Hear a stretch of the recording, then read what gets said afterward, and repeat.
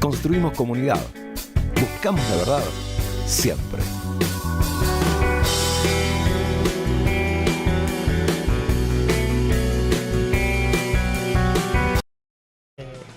Con muchísimo calor en la ciudad de Buenos Aires, pero ya nos extenderemos sobre el tema. Mi nombre es Enrique de la Calle, vamos hasta las 18 horas. Habitualmente en este lugar de la mesa está la señorita Ludmila Sueiro, pero nos ha abandonado otra vez más. Pero bueno, la vamos a esperar siempre, acá es su lugar. Pero bueno, intentaremos hacer el programa lo más digno que se pueda. A mi derecha el señor Rodrigo Lugones. ¿Cómo estamos? ¿Todo bien? Todo muy bien, Rodrigo. ¿Vos? Me alegro mucho, yo muy bien, contento de estar otra vez acá al aire en la M530, esta radio de las madres tan querida, que nos recibe, ¿no? Que nos recibe todos los sábados y nos permite decir nuestras verdades, nuestras más profundas verdades. Enfrente tuyo y a mi izquierda el señor Santiago Azoray nos visita hoy, que si los que estén viendo por internet lo van a poder ver mejor, pero si no se lo vamos a contar. Él solía venir siempre con la remera de River, pero a partir de algunos resultados que se le han dado a su equipo, ha cambiado en un giro nacional. Como típico hincha de River, ha abandonado a su equipo y hoy viene con la remera de Argentina. Lo que pasa ¿Cómo es le que, va, Soray? ¿Cómo están, chicos? ¿Todo bien? No, lo que pasa es que algunos compañeros todavía insisten con el tribalismo, con esto de la africanización. Claro. Lo faccioso. Lo faccioso, ¿no? El internismo, sectarismo. Pensemos, bueno, y lo lleva entonces, ¿no? El concepto de la nación, por sobre todas las cosas, ¿no? La nación con las 3 estrellas ahí se ve, ¿no? Se ve, ¿no? Así con las 3 estrellas se ahí. ve perfectamente. Bueno, ahí está. River es Argentina, papá, ¿eh? Así que sí, Boca también, todos somos todos juntos, somos parte de esta hermosa nación. De esta hermosa nación, como siempre, vamos hasta las 18 horas. Nos pueden escribir al 1532 000 530. Vamos a tener entrevista, vamos a tener música. Va a venir en algún momento Sebastián Izquierdo, perdón. Izquierdo es el que juega en Boca. Estás con el tema futbolero. Tal cual. Va a venir Sebastián a hablar de cultura, de la agencia Pacurondo. Nos pueden escribir, vamos a polemizar como hacemos siempre. Vamos a hablar de revolución hoy en el programa. Mirá. Pero eso será durante la tarde. Yo puedo decir algo antes, breve. Quiero mandar un abrazo a los trabajadores de la empresa Bicontinental, de productores de zapatillas, porque están viendo peligrar el puesto de trabajo. 170 compañeros, ¿sí? Vienen teniendo una contracción en la producción, y como todo el sector, básicamente lo que nos dicen. La empresa cerró en 2018 y volvió a abrir en el 21, y hoy se encuentra en una situación muy crítica, como decíamos. Le mandamos un abrazo muy grande. Esto es en Chivilcoy, provincia de Buenos Aires. Posiblemente semana que viene estemos charlando con alguno de ellos. Bueno, esperemos que se solucione, ¿no? Pero si no se soluciona, saldrán al aire para comentarnos qué está pasando. Así es. Primer tema musical de la jornada. Hoy musicaliza el señor, como siempre en realidad, Agustín Mina, temática revolución. Y ya volvemos con Más o Menos Bien hasta las 18 horas.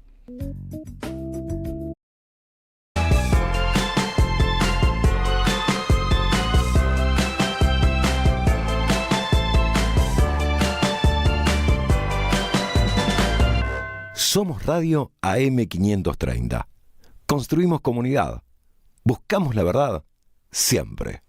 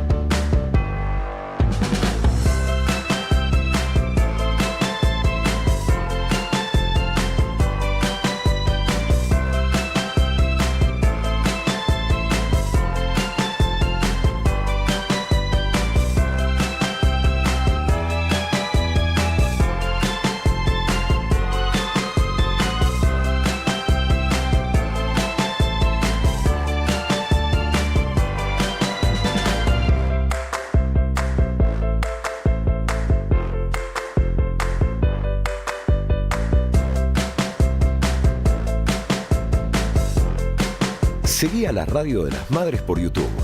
Activá las notificaciones, dale like y suscríbete a nuestro canal. Somos Radio AM530. Construimos comunidad. Buscamos la verdad siempre.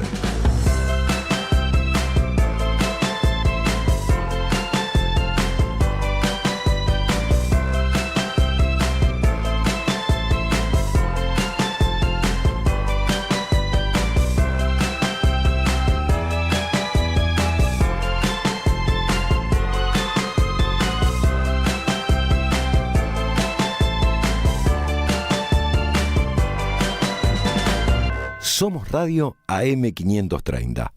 Construimos comunidad. Buscamos la verdad siempre.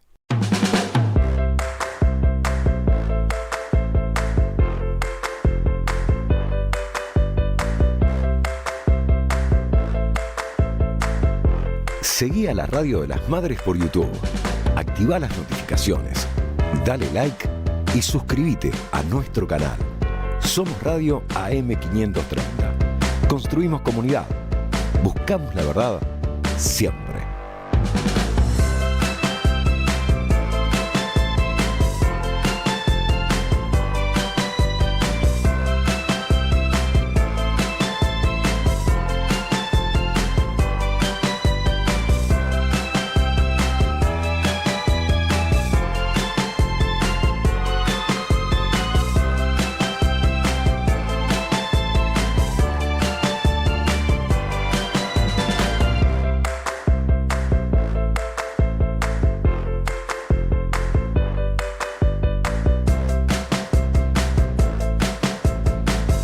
Seguí a la Radio de las Madres por YouTube. Activá las notificaciones, dale like y suscríbete a nuestro canal. Somos Radio AM530. Construimos comunidad. Buscamos la verdad siempre. Estamos en manos más o menos bien. Escuchábamos a la Bersuit Vergarabat y señor Cobranza. Pero vamos a la primera entrevista de la tarde. Vamos a estar charlando con Carlos Bianco, ministro de Gobierno de la provincia de Buenos Aires. Carlos, buenas tardes. Te saluda Enrique de la Calle y equipo de Más o Menos Bien en Radio Madres. ¿Qué tal? Buenas tardes, ¿cómo están? ¿Todo bien, vos? Bien, todo bien. Se acerca un nuevo día de la militancia y te queríamos preguntar para arrancar en esta charla, ¿qué estás viendo de la militancia? ¿Qué estás viendo de los debates que se dan en la militancia peronista, la militancia kirchnerista? ¿Cómo ves esa discusión de cara a un nuevo día de la militancia?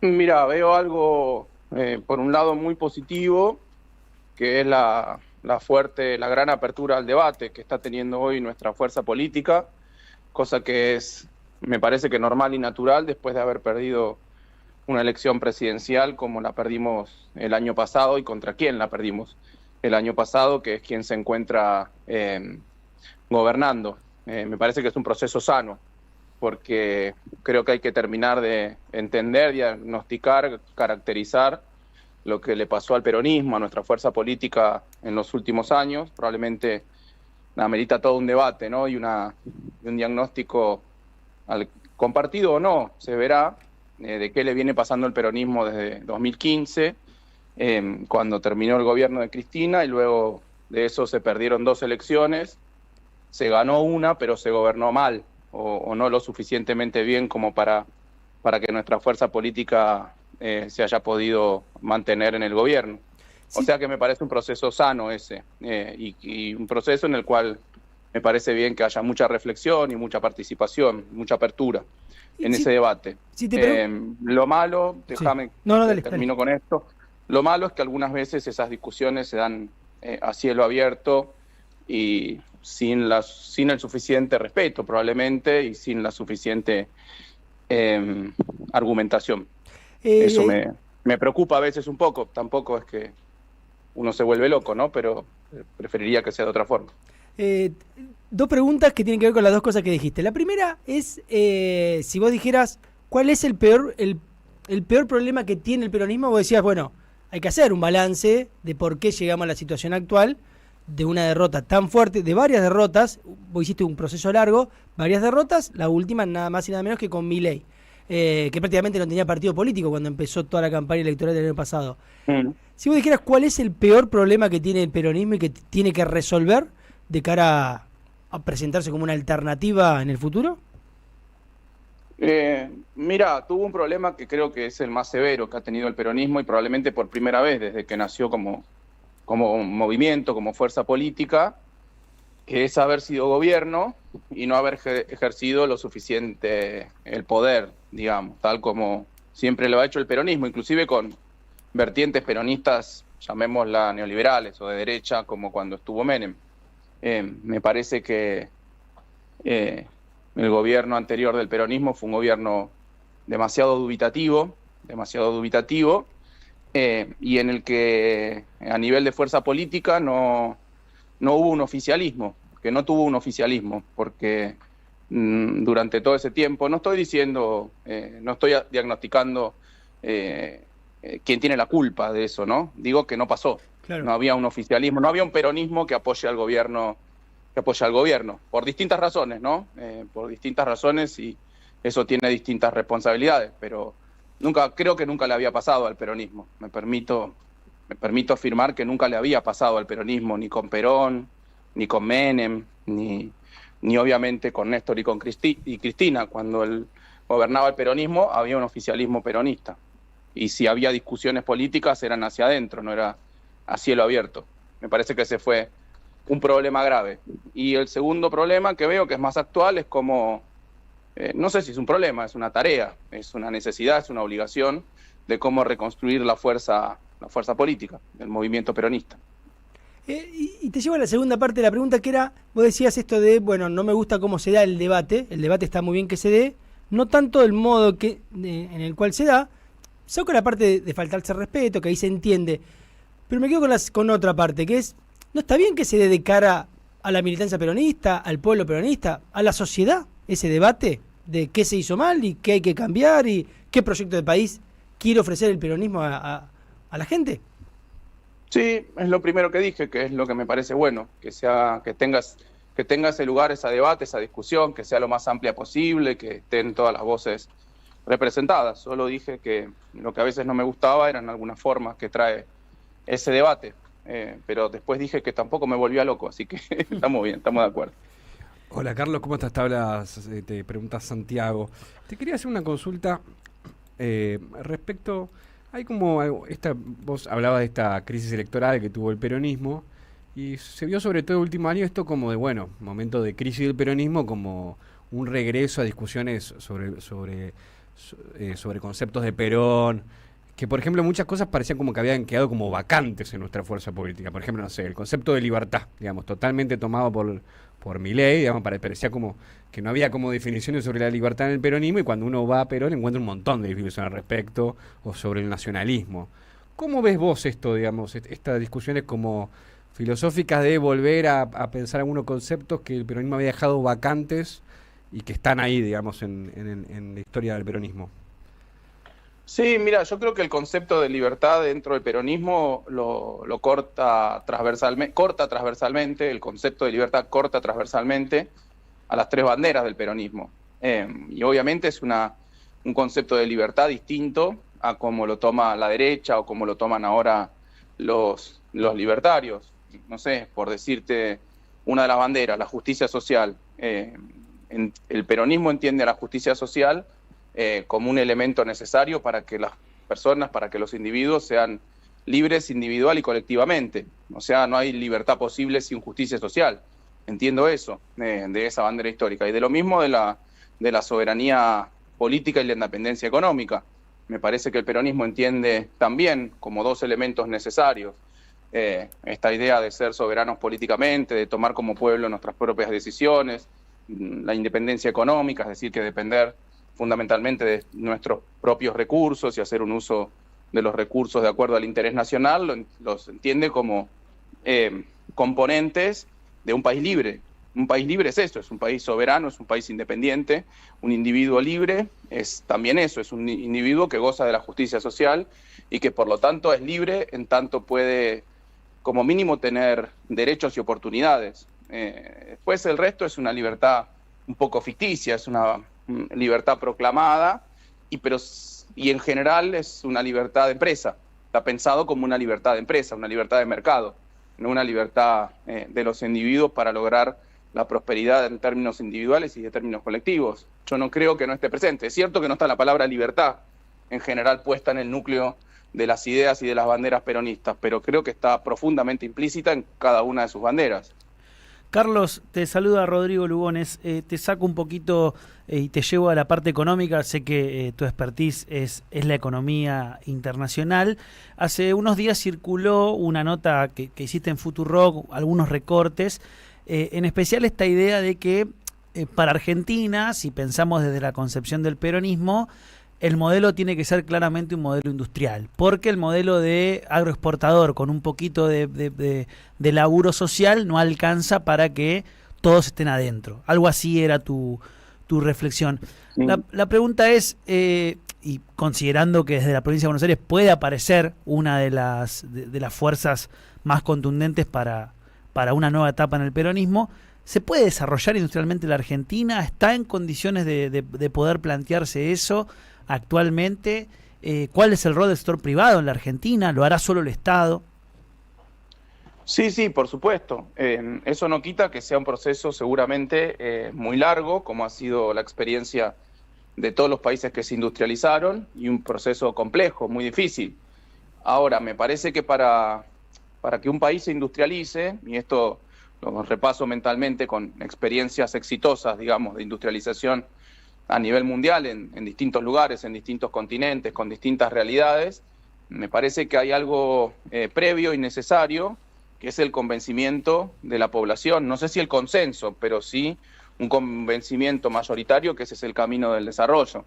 No sé, lo pongo en los términos de la Inglaterra de la Revolución Industrial, en donde el Estado tenía una fuerte participación y un fuerte apoyo de la población en pos de un proceso industrializador, de incorporación de conocimiento productivo, de conocimiento técnico. Mucho más claro queda cuando uno lee el pensamiento de los padres fundadores de los Estados Unidos, de Hamilton, de Washington, etcétera. Queda muy claro que tenían que justamente lograr un consenso, no sé, pero sí una posición mayoritaria respecto de que Estados Unidos no solo tenía que ser un país exportador y productor de materias primas, de tabaco, de algodón, de madera, etcétera, como lo era cuando eran sus 13 colonias fundacionales, sino lo que se transformó después en una potencia industrial, de nuevo, con una fuertísima presencia del Estado.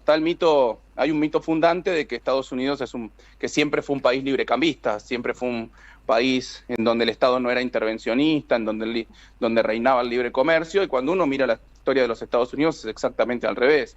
Cuando mira los escritos de Hamilton, que fue uno de los principales políticos y economistas de finales del siglo XIX, principio del siglo XX, ve exactamente lo contrario, un Estado muy, muy presente, muy, muy regulador y con un control del comercio internacional y de las inversiones muy, muy, muy fuerte. Eso también pasó en la Europa de posguerra, pasó en la Alemania de segunda mitad del siglo XIX, con su proceso de consolidación nacional, de generación de una unión aduanera primero y una nación industrial después. Pasó en Japón antes de la guerra y después de la guerra, pasó en Corea del Sur a partir de los años 60 con el gobierno del general Chiang, pasó en China a partir del gobierno del año 78 de Deng Xiaoping. O sea, cuando uno revisa todas las experiencias exitosas en materia industrial, hay un común denominador, una mayoría de la población que apoya ese rumbo, un gobierno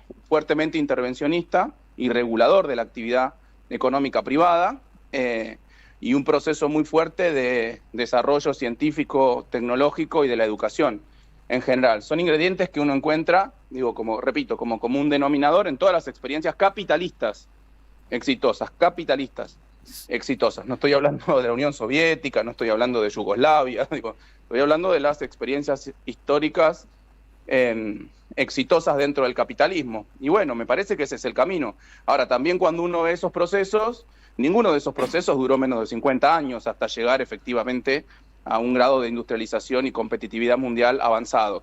O sea que es un proceso que requiere muchos recursos, mucha decisión política y mucho tiempo.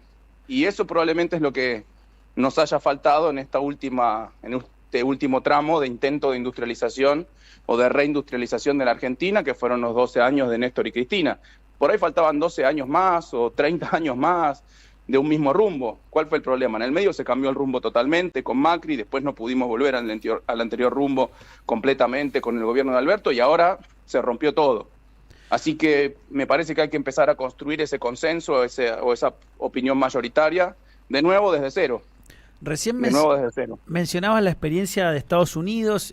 Bueno, hace muy poco una elección que dio de vuelta la victoria a Donald Trump, que va a volver a ser presidente. Aquí en Argentina se lo asocia muchísimo con las ideas y los planteos de Milei. Sin embargo, a la hora de hacer discursos en materia económica, él es muy de recuperar la tradición de Abraham Lincoln, la tradición de la guerra de secesión, ¿no? Que es básicamente la que impone que termina desarrollándose la industria por sobre el algodón, por ejemplo.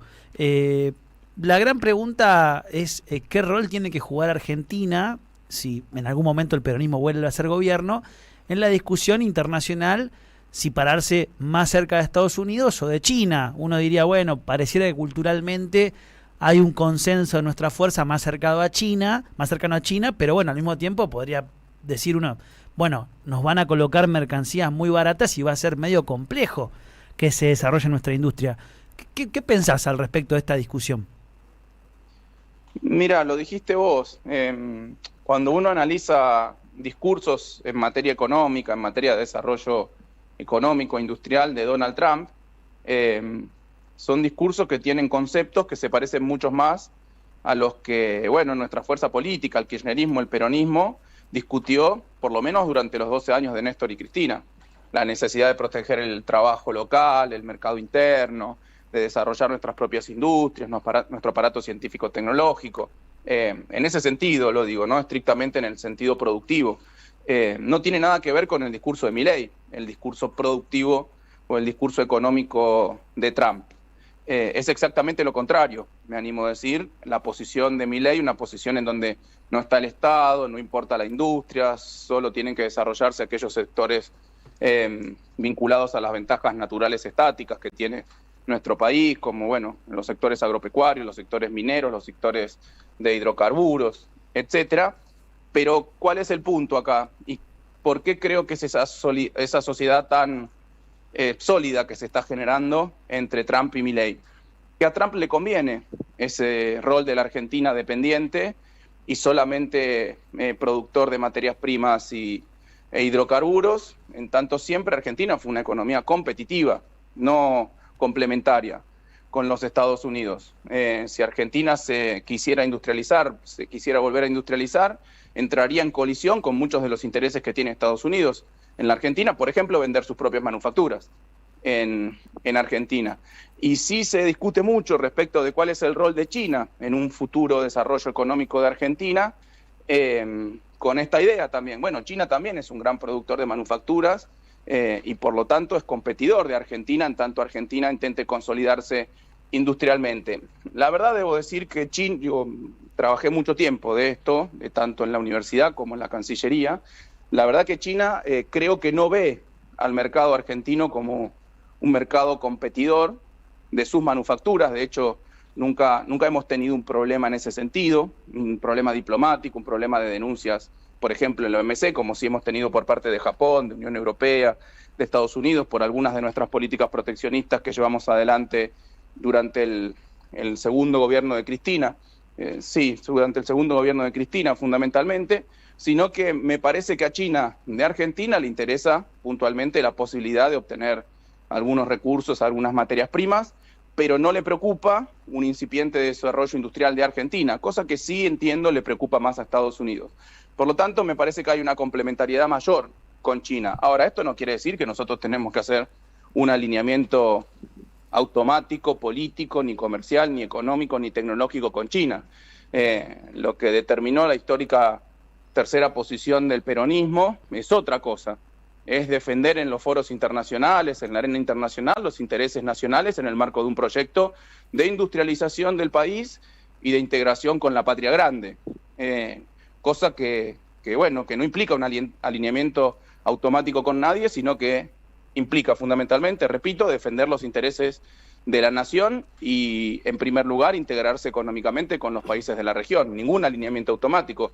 Digo, tenemos que buscar aprovechar de cada uno de nuestros socios económicos a nivel mundial, de las potencias económicas, lo que más le convenga a nuestros intereses. Por ejemplo, si nosotros queremos desarrollar la exportación de hidrocarburos o de alguna materia prima, y para eso se requiere una gran inversión en materia portuaria o en materia de infraestructura, y bueno, para ese fin y no tenemos el capital, por ejemplo, habrá que aliarse con alguna potencia que esté dispuesta a llevar adelante esa infraestructura. Y no le veo un problema con eso, que es lo que están haciendo muchos países de América Latina. La semana pasada, por ejemplo, Xi Jinping inauguró un puerto de aguas profundas muy, muy grande en Perú. Y no hay una asociación directa y lineal entre Perú y China, solamente fue algo que le convenía a las dos partes, me parece. Y si le convenía a las dos partes, está bien. Carlos, estamos charlando con Carlos Bianco, que es ministro de Gobierno de la provincia de Buenos Aires. Vos decías que para que la Argentina se industrialice es necesario un gran consenso social, económico, político. O una opinión mayoritaria, no sé si tal cual, consenso, ¿no? tal cual. Sí. En ese sentido, por tu experiencia como funcionario de la Cancillería, ahora en un rol muy importante de la provincia de Buenos Aires, ¿qué podrías decir de los actores económicos de la Argentina, de los grandes empresarios? ¿Están esa opinión mayoritaria en pos de, tenemos que ir por acá? Digo, en el sentido de avanzar en la industrialización.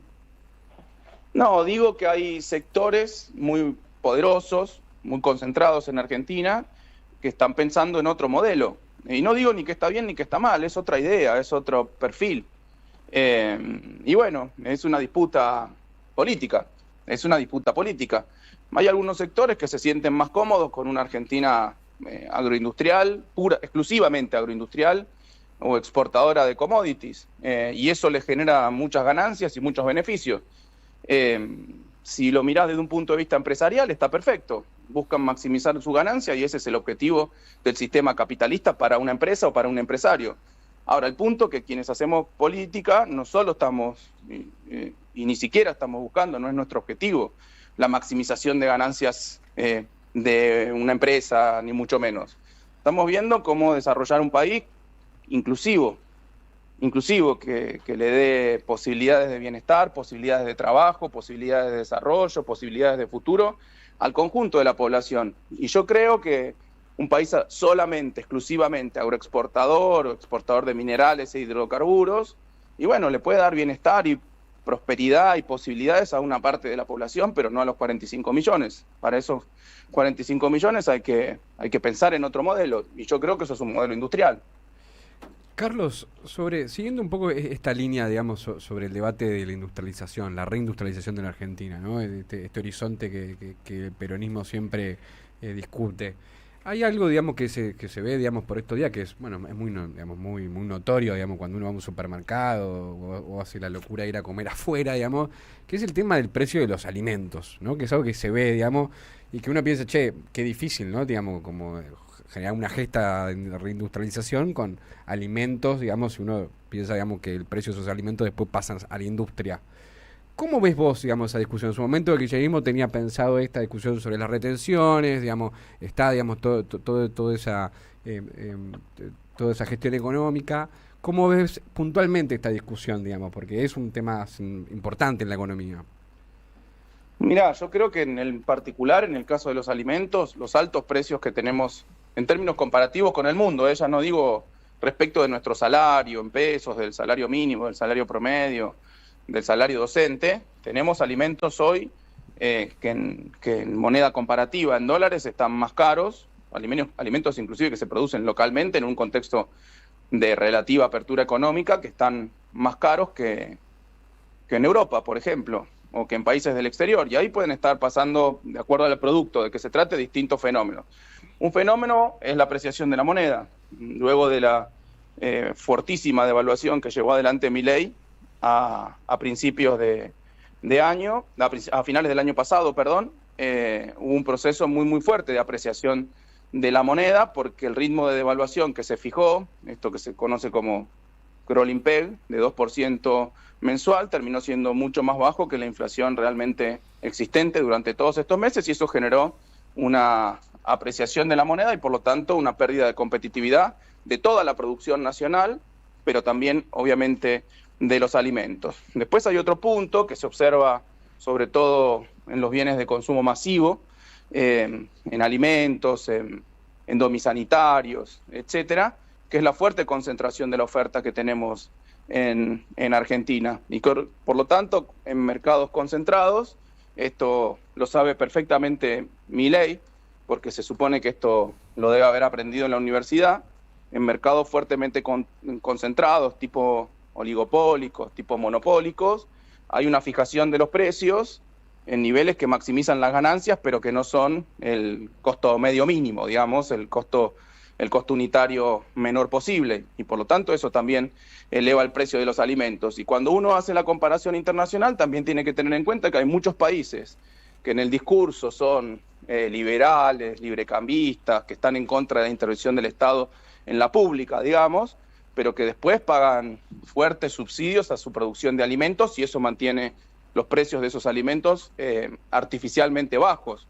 Esto pasa muchísimo en Europa, por ejemplo, en donde no tienen la escala suficiente para la producción de alimentos, ni siquiera comparable al caso de Argentina, al caso de Brasil, y subsidian mucho a sus productores locales para que sostengan la producción de alimentos, porque tienen una política de soberanía alimentaria, pero para que sostengan sobre todo artificialmente bajos los precios de los alimentos. No lo estoy criticando, digo que se preocupan por su población y de que acceda a alimentos baratos. Lo que pasa es que eso tiene un impacto de nuestro lado, en donde a partir de esos subsidios que bajan el precio de los alimentos en esos continentes, en esos países, se hace menos competitiva nuestra producción y muchas veces se nos dificulta la exportación a esos países, tampoco solo por un tema de precios, sino porque ponen distinto tipo de barreras para arancelarias, prohibiciones a la exportación de determinados productos desde nuestros países. Bueno, es un conjunto de razones que nos están llevando a ni siquiera ser competitivos en aquello que fuimos históricamente competitivos, que es la producción de alimentos. Carlos, la última, y tiene que ver con algo más coyuntural, que es que en esta semana se conoció la sentencia contra Cristina Fernández de Kirchner, la expresidenta. Desde la provincia de Buenos Aires se realizó una conferencia de prensa muy interesante en la que se explicó en términos políticos qué significaba el fallo, también en términos jurídicos, en la que participaron diferentes personas, entre ellas Kicillof, por ejemplo, el gobernador, pero también estuvo un ministro de la provincia de Buenos Aires que pertenece a la Cámpora, es decir, que pudieron presentarse dos opciones que hoy por ahí tienen ciertas diferencias, defendiendo integralmente, además como una política del gobierno provincial, lo que estaba sufriendo Cristina como injusticia. Quisiera una pequeña reflexión al respecto, que nos cuentes cómo nace esta idea de explicarle a la población cómo analiza la provincia de Buenos Aires este fallo que además se conoció antes, ¿no? de que lo firmen los jueces. Sí, no, me parece todo muy natural. En el marco de nuestra fuerza política, Cristina es una referencia principal de nuestra fuerza política, 2 veces presidenta, una vez vicepresidenta. Me parece lo normal salir a defenderla públicamente como siempre lo hicimos, como lo hicimos aquel 13 de abril, todos los que estábamos ahí estuvimos en Comodoro Pi, como lo hicimos cuando fue el alegato del fiscal Luciani, en donde se conoció posteriormente el fallo en primera instancia, y como lo hemos hecho ahora el lunes pasado, sabiendo que, porque ya lo habían adelantado por los medios, los jueces de la causa, cómo iba a ser el fallo. Es lo que siempre hicimos, más allá de Cristina y fundamentalmente por Cristina, pero también señalar que en un país democrático que pretende ser libre, que pretende tener soberanía, si la justicia está cooptada por intereses políticos particulares, por determinadas fuerzas políticas, por determinados intereses económicos, bueno, es muy difícil pensar en un país en esos términos, en donde la justicia no es independiente, sino que actúa de acuerdo a intereses económicos e intereses políticos, como visiblemente es este caso. Visiblemente es este caso. Se armó una causa que no tiene ningún tipo de sobreprecio, es una causa sobre obra pública en donde no se encontró ningún tipo de sobreprecio, en donde es obra pública ni siquiera ejecutada por el gobierno nacional, sino por el gobierno de la provincia de Santa Cruz, en donde las auditorías que llevó adelante el propio macrismo cuando estuvo en el gobierno no encontraron ningún tipo de irregularidad, encontraron las obras terminadas, sin sobreprecios.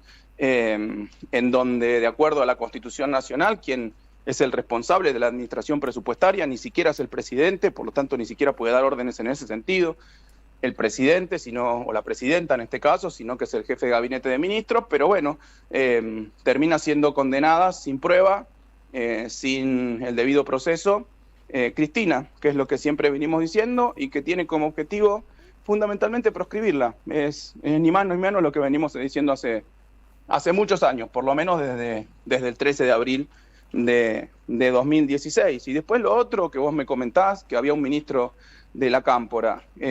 Pero claro, hay varios ministros y funcionarios de alto rango de la Cámpora en nuestro gobierno. Ustedes me decían que habían visto alguna recorte del programa del otro día que estuve en Futurock. Y ahí lo dije muy claramente, los compañeros de la Cámpora son ideológicamente, generacionalmente, los más cercanos. Yo lo dije ahí, tengo afecto personal por muchos de ellos, le tengo mucho cariño.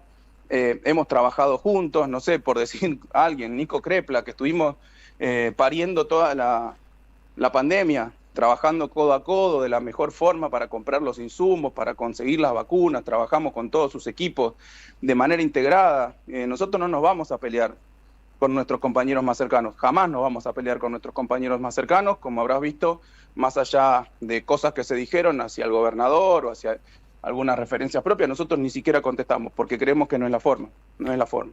Pero más allá de eso que planteás, sí reconoces que hay alguna diferencia que es evidente entre un sector de la Cámpora y Kicillof, ¿o no? Sí, la hicieron pública. Por ejemplo, cuando se hizo pública una supuesta estrategia que había el año pasado para que Axel sea candidato a presidente, para que pierda y para que vaya al territorio a buscar votos para volver a ser candidato luego. Bueno, sí, está bien, nunca nos la dijeron, tampoco no me quejo, solamente estoy describiendo de algo que se hizo público hace muy poco, que nunca nos lo dijeron, y en segundo lugar, que me parece que era una mala estrategia, era una pésima estrategia, si el objetivo era que el peronismo gane una elección. No era una buena estrategia. Pero está bien, ¿qué problema hay, digamos? Yo digo, ¿qué problema hay? Tener diferencias, tener matices en el pensamiento, en la táctica, en la estrategia. ¿Qué problema hay? Yo no tengo ningún problema con eso. ¿Es un capítulo cerrado la discusión? Es que para nosotros nunca estuvo abierto. Ok. Sí. No, yo lo escuchaba recién a Carly y claro, claramente, no se puede encontrar, esto lo digo más allá del periodismo, no se puede encontrar un video donde el gobernador diga algo al respecto de algún compañero o de alguna persona, inclusive en el documento que sacó, ha escrito algunos fragmentos donde rescata y reivindica la labor llevada adelante por ministros que son de la Cámpora, por ejemplo. Pareciera que es más una intención de un lado de plantear algo que de un ida y vuelta, ¿no? Eso a mí, por lo menos, viendo cómo viene la cosa, me queda claro. Sí, así es. No, sí, así es. No tengo mucho más para agregar. Carlos Bianco, te agradecemos mucho el paso por Más o Menos Bien. Dale, muchas gracias a ustedes. Un abrazo. Era Carlos Bianco, ministro de Gobierno de la Provincia de Buenos Aires, además un hombre muy cercano al gobernador Axel Kicillof, en un pantallazo muy grande que fue desde la economía hacia la política. Vamos a tema musical y ya seguimos hasta las 18 horas. Más o menos bien en la tarde de la radio. AM530. Buscamos la verdad siempre.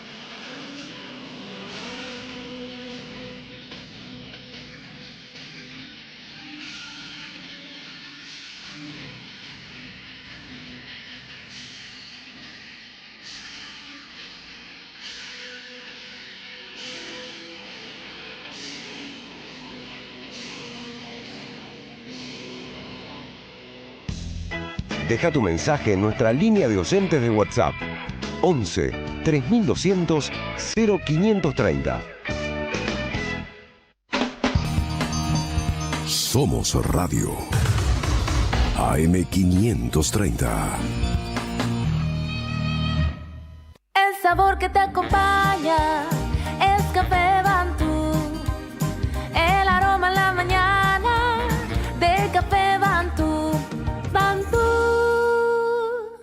Alimentos cooperativos. Producción y comercialización de productos cooperativos y de agricultura familiar. Envíos a todo el país. Por pedido, envía tu mensaje al 11 34 31 2928.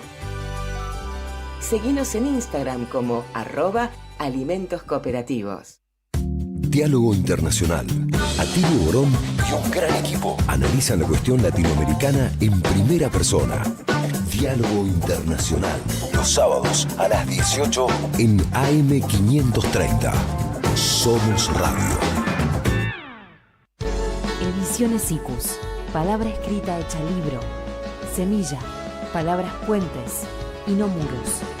Libros para construir comunidad, conciencia y una cultura de hermandades. Búscanos en tu librería amiga, ferias o en nuestro sitio web www.cicus.org.ar. Ediciones Icus. Libros para una cultura de la integración.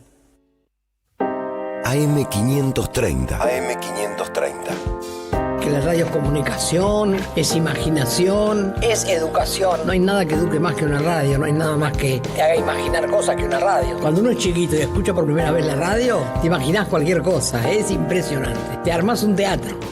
AM530, la radio de las madres de Plaza de Mayo. Más o menos bien.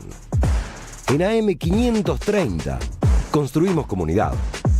Buscamos la verdad. Siempre. Seguimos en Más o menos bien. Escuchábamos Fuegos de Octubre, ¿no? De Los Redondos de Ricota, disco Octubre. El disco Octubre, el segundo disco de la mítica banda. Liderada Estudios Panda. Liderada por el gran Indio Solari.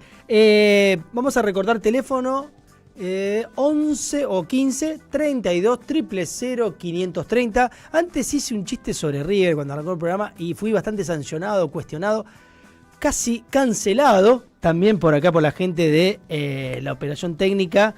Así que uno nunca se tiene que pelear con el que maneja el sonido. Así que voy a tratar de ser más moderado con mi humor anti-gallina. Y hablando de gallinas, vamos a recibir al señor Santiago Soley. Llega con su columna doctrinaria.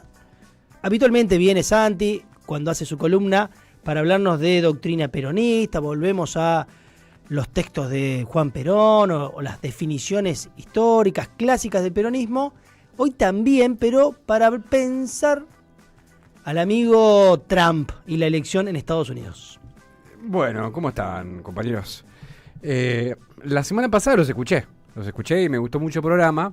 Y es muy bueno este programa. No, sí, me gustó. Todo el análisis que hicieron sobre Trump. No me quería repetir, por eso me parecía que quería, digamos, continuar a partir de donde ustedes dejaron, por decirlo de alguna manera. O sea que para escuchar este programa hay que escuchar el programa anterior. Anteriormente, más o menos la temporada 1. La temporada 1. Si no, no se puede escuchar el programa. La semana pasada, un poco, digamos, lo que pasó con la... A veces lo que pasa con la figura de Trump es que es una figura de tantas particularidades que a veces parece como que algunos análisis se agotan, digamos, en lo que es Trump en sí. Y me parece que la puerta que ustedes abrieron la semana pasada es esto del fin de la globalización. Y eso es lo que quiero hablar yo. Porque hay algo, digamos, que tiene que ver con la doctrina peronista histórica, que tiene que ver, digamos, con los distintos procesos históricos en los cuales se produce la doctrina peronista. Y hoy estamos hablando, digamos, que con la puerta, digamos, de la llegada de Trump al poder, se abre la pregunta sobre el fin de la globalización, ¿no? Y esto excede a Trump. Por eso, digamos, me pareció interesante hablar no solamente, digamos, de Trump en sí, sino, bueno, de Putin, que por supuesto, ustedes lo decían muy bien la semana pasada, que tiene que ver con esto. Bueno, nosotros somos nacionalistas, por supuesto. Perón describía el movimiento nacional justicialista, el peronismo como filosofía política, esto como un nacionalismo no xenófobo, ¿no? Como a partir de su tradición cristiana, y humanista, quise decir. Y eso está, por supuesto, en las definiciones históricas del peronismo, y ahí, bueno, si se quieren, está claro, digamos, que en esos términos Trump no expresa esa parte, digamos, del peronismo, la parte humanista cristiana que tiene los brazos abiertos al otro, en tanto otro, ¿no? Y que construye puentes. Pero ahí, cuando yo digo, me parece que tenemos que dar un salto, digamos, por sobre la figura de Trump, es pensar que mucho más importante que Trump en sí es un nuevo orden mundial de una era de nacionalismos que a la Argentina le conviene. ¿Por qué? Porque en la defensa de los intereses nacionales, cuando uno ve, digamos, en la historia argentina, algo que hemos ya analizado en otras ocasiones, hemos debatido esto de qué pasó, digamos, cuando irrumpe la globalización en la historia argentina, el quilombo, perdónenme la expresión, el quilombo que generó para los economistas del peronismo, pensar, che, ¿cómo se es peronista en la globalización? Hoy el amigo Quique justo está con un libro de Eduardo Curia. La otra vez estábamos charlando de otro libro, pero este es un gran economista que pueden buscar y leer para pensar esto, porque fue un economista que le tocó ser peronista, un economista peronista en la era de la globalización, que era muy difícil, chicos. En el fin de siglo. Era muy difícil, le tocó ser peronista en los 90. Entonces, sí, bueno, ¿cómo hacemos? Entonces, claro, nos abrimos de fuera hacia adentro, de adentro hacia afuera. Claro, el problema es llegar a la conclusión de que se hizo mal en los 90, con una convertibilidad que, bueno, ya lo hablamos otra vez, con un consejo financiero y no productivo, etcétera. Pero el punto es que hoy estamos de vuelta ante la posibilidad de que vuelva en la era de los nacionalismos, como le tocó históricamente, digamos, a Perón, volver a un mundo en el cual él pudo, digamos, generar esas condiciones. Hoy estamos ante esa discusión. Entonces ahí la discusión ya excede, digamos, a Trump sí, Trump no. Después está la otra parte del debate, cuando uno dice, che, vayamos más allá de Trump, que es... si Trump representa este nacionalismo, ¿no?, norteamericano, si Putin representa el nacionalismo ruso, ¿quién es la otra gran figura que puede sentarse en esa mesa y proponer una discusión con una visión mucho más cercana a la nuestra? Es bastante evidente, ¿no? Dale, tírenme el centro, chicos. No sé, fue funcionario en un... No fue funcionario. No, el Papa. Bueno, el Papa Francisco, gracias. Ahí va. Bueno, pero era la otra, che, tampoco me maten. Bueno, el Papa Francisco. Si no era el Papa, era el... Por supuesto, el Papa Francisco. ¿Por qué es interesante? Porque el Papa Francisco, hay una figura a la cual él siempre apela, que es esto del poliedro, ¿no? Cuando él contrapone para discutir la globalización, dice, claro, la globalización, ¿no?, que piensa ese círculo. Es un redondo. Claro. Lo vuelve todo homogéneo, aplaca las identidades. Él dice, no, propone la figura geométrica del poliedro. Que sería... Es difícil de explicar como figura geométrica, pero fundamentalmente es una figura geométrica de superficies irregulares, ¿no?, que van construyendo, ¿no?, no sería un círculo, ¿no?, sino como esa figura geométrica cerrada al fin, pero de superficies irregulares. Ahí, digamos, la metáfora de eso lo que funciona es las particularidades de las distintas caras del mundo, digamos. Y esas particularidades están... Las posibles conexiones también, ¿no? Claro. No deja, digamos, de revalorizar el concepto de unidad. No es que no ve, digamos, ese concepto de unidad, pero esa unidad le agrega una diversidad. Y en esa diversidad está esto de, bueno, los distintos intereses nacionales, las distintas expresiones en los distintos lados. Ahí el Papa Francisco, por supuesto, digamos, es argentino, digamos, viene, digamos, con esa tradición de solidaridad. Cuando decimos que la doctrina peronista nace de nuestro pueblo, digamos, por supuesto, el Papa Francisco también nace de ese sentido de solidaridad, de amor a nuestro pueblo, y bueno, uno escucha a Papa Francisco hablar sobre los inmigrantes y sobre la problemática que le da la centralidad de los inmigrantes, y dice, che, bueno, claro, él es el actor que puede acercar la idea de un nacionalismo no xenófobo, como postulaba Perón, un nacionalismo de brazos abiertos que construya puentes y no que construya muros como hace Trump. Y tal vez en esa discusión, el peronismo, en su afán universalista, ¿no?, esta cosa que tiene el peronismo de... Que te quiere peronizar el mundo. Que te quiere peronizar el mundo, porque así lo pensaba Perón, digamos, esto de, che, como una doctrina con un horizonte universal, tal vez, digamos, podamos discutir contra los nacionalismos xenófobos. ¿Y quién te dice convertirlos? ¿Por qué no? ¿No? Sí. Pará, ahí yo traía... ¿Te gustó así la atrás? Metimos en 5 segundos. No, vamos a seguir... Muy duro con Trump, aparte. No, lo queremos peronizar. Vamos a seguir metiéndonos ahí. Hacíamos el chiste con el amigo Agus para musicalizar el día de hoy, Bueno, che, digamos músicas revolucionarias, donde esté la temática revolución, porque si uno toma un poco de distancia del momento actual, ¿no? A veces uno está muy metido en el día a día, te gusta Trump, no te gusta, o no opinás norteamericano, yo qué sé. Incluso vamos a hablar un poquito de Milei, más polémico incluso.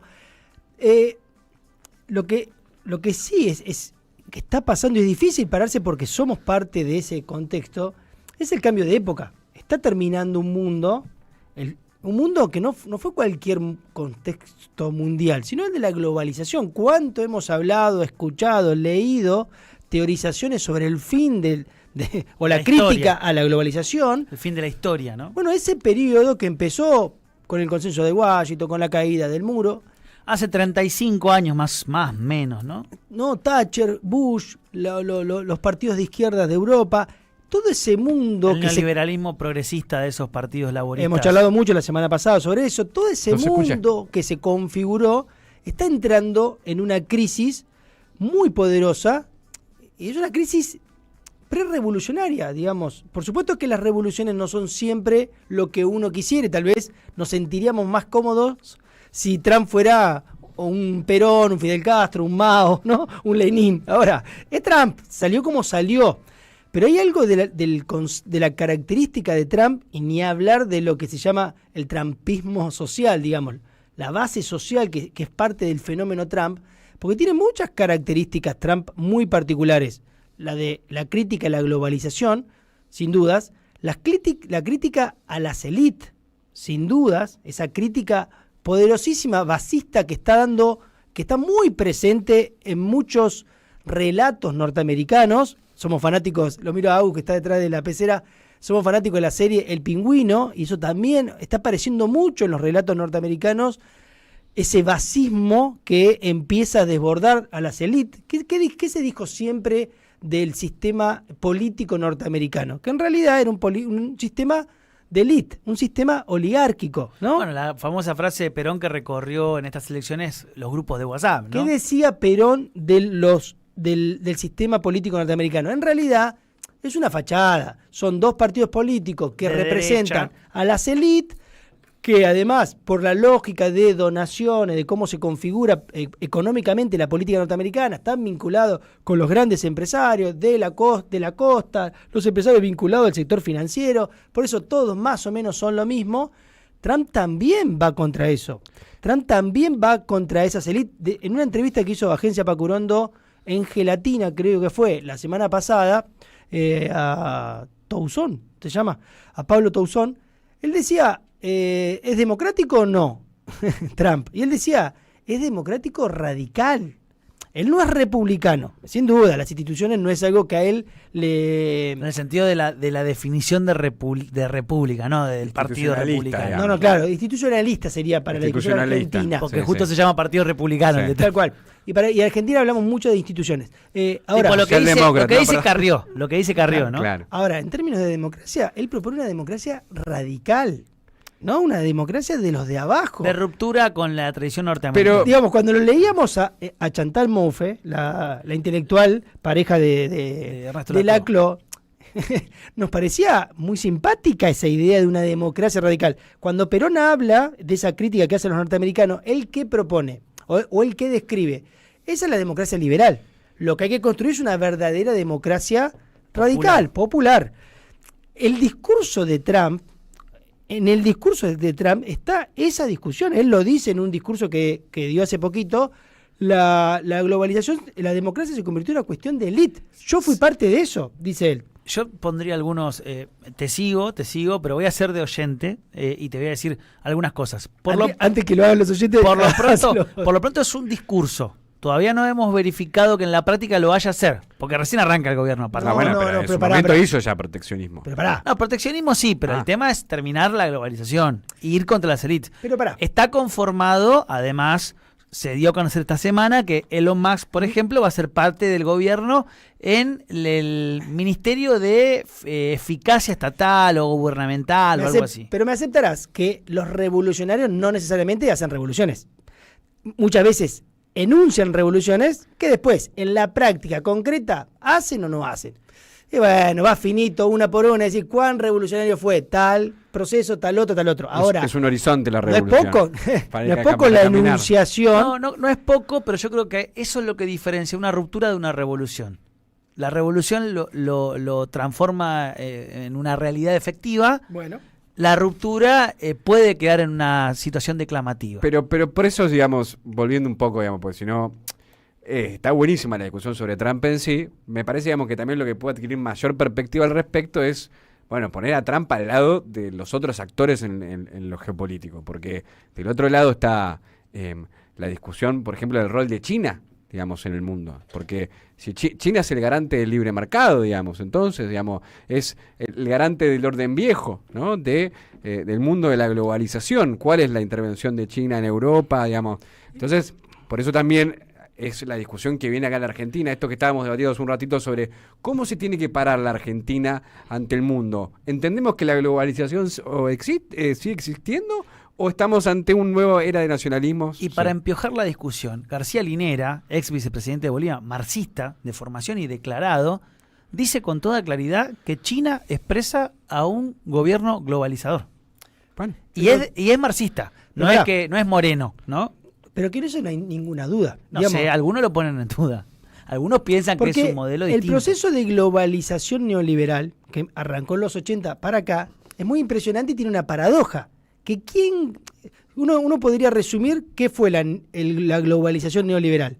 En lo económico, ultraliberal, apertura económico, el Estado se corre, que los privados negocien y ya. En lo político, la democracia como modelo. Ese es el manual. En lo ideológico, el progresismo. ¿Quién sale ganador de la globalización? El que no es ni una democracia. Centralidad total del Estado. No es progresista. Partido único. Digamos, no es progresista en el sentido de. No hay libertades individuales de California en China. Tal cual. Y por supuesto, ha tenido una planificación estatal fenomenal. Impresionante. Creo que debe ser uno de los pocos casos de la historia de la humanidad que tiene ese nivel de planificación. Ahora, lo que está claro, digamos, que para volver un poco en foco, digamos, en la Argentina, digamos, en la mirada, cuando uno ve, digamos, la historia argentina, el gran problema de Argentina empieza fundamentalmente que nunca se puede adaptar el proceso de la globalización, digamos. La globalización, digamos, cuando uno va, digamos, a esta famosa historia que siempre digo, los índices sociales de la Argentina hasta el año 1972, 73, y cómo se empiezan a ir a pique, digamos, con el proceso de los gobiernos intentando adaptarse a la globalización. Y después en los 80, que fue dramático el final de los 80, para aquellos dirigentes que aún hoy siguen reivindicando a Alfonsín con todo lo desastroso que fue. Y después en los 90, digamos, está claro que lo que significó la globalización para la Argentina en términos de la dificultad del proceso económico. Ahora, si estamos ahora ante un nuevo proceso, digamos, que establece condiciones nuevas, bueno, más que nunca, digamos, esto hay que estudiar, digamos, lo que significó la globalización para la Argentina, en términos de competencia, en términos del predominio sobre lo financiero, ver cuáles son esas discusiones, digamos. Sobre todo, no sé, uno piensa en los 90, una economía con un sesgo claramente financiero, digamos, que tenía un consumo, pero que solamente duró los primeros 2 años, pero después, a largo plazo, digamos, no estaba pensando, digamos, un modelo productivo de una Argentina, digamos, que iba... Bueno, uno podría decir, por ejemplo, me acuerdo una frase del indio que decía, imagínense si en los 90, con el dólar 1 a 1, hubiéramos comprado un montón de maquinaria para industrializarnos, más barata, ¿no? Hubiese sido una forma inteligente de utilizar un modelo económico que después nos jugó muy en contra, pero no se encaró con esa perspectiva. Está bien lo que dice el indio como concepto medio por arriba, pero uno te podría decir, o en términos económicos uno diría, ¿para qué vas a comprar máquina si tus costos internos estaban totalmente destruidos? Bueno, digamos. pero eso te marca la política que había decidido encarar el gobierno de Menem, pero si él hubiera planteado un 1 a 1 con una mirada más productivista, por ahí hubiese sido de hecho, otra en realidad lo que plantea Curia antes que Cavallo es un tipo de convertibilidad con tipo de cambio alto, que era al revés, que eso te permitía tener un sesgo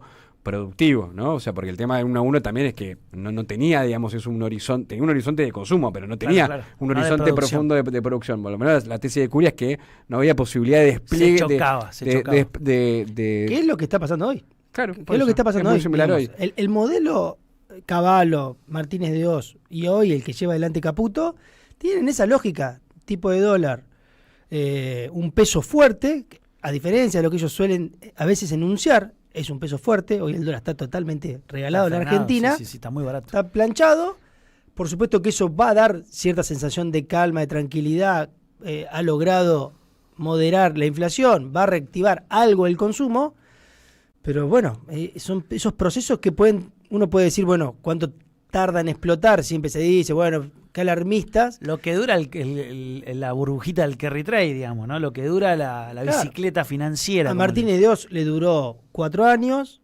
en un contexto muy particular, en una dictadura y yo qué sé. A Cavallo le duró un tiempo también, 4 o 5 años.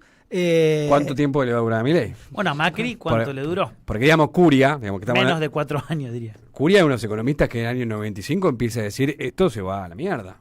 Perdón, ¿no? Pero lo dice ya en el año 95. Ya cuando Duhalde empieza a Con traer, sus críticas a traer la idea de, che, tenemos que salir la convertibilidad, ya empieza a haber economistas dentro del peronismo que empiezan a ver, che, esto no aguanta, digamos, esto no. Eso ya estaba, digamos. Es interesante eso, digamos, parece como que nos vamos por las ramas, pero no. Estamos hablando de lo que era la Argentina en la globalización. Y hoy estamos debatiendo es cómo va a ser el nuevo mundo en esta era de nacionalismos emergentes. Y ahí pensar esto es, bueno, estamos hablando de lo geopolítico, Quique describe a Trump, Rodri trae estos conceptos, digamos, de la geopolítica de afuera. Yo me pregunto, nuestra tradición peronista, digamos, tiene sus propias, digamos, concepciones, tiene un equilibrio, digamos, entre, por supuesto, digamos, en el marco de los nacionalismos, pero no expresa, digamos, se maneja una distancia de los nacionalismos europeos, los nacionalismos xenófobos, pero tampoco expresa la tradición progresista europea, digamos, a raíz de algún debate que surgió la semana pasada acá. ¿Qué significa eso cuando nosotros debatimos con el progresismo?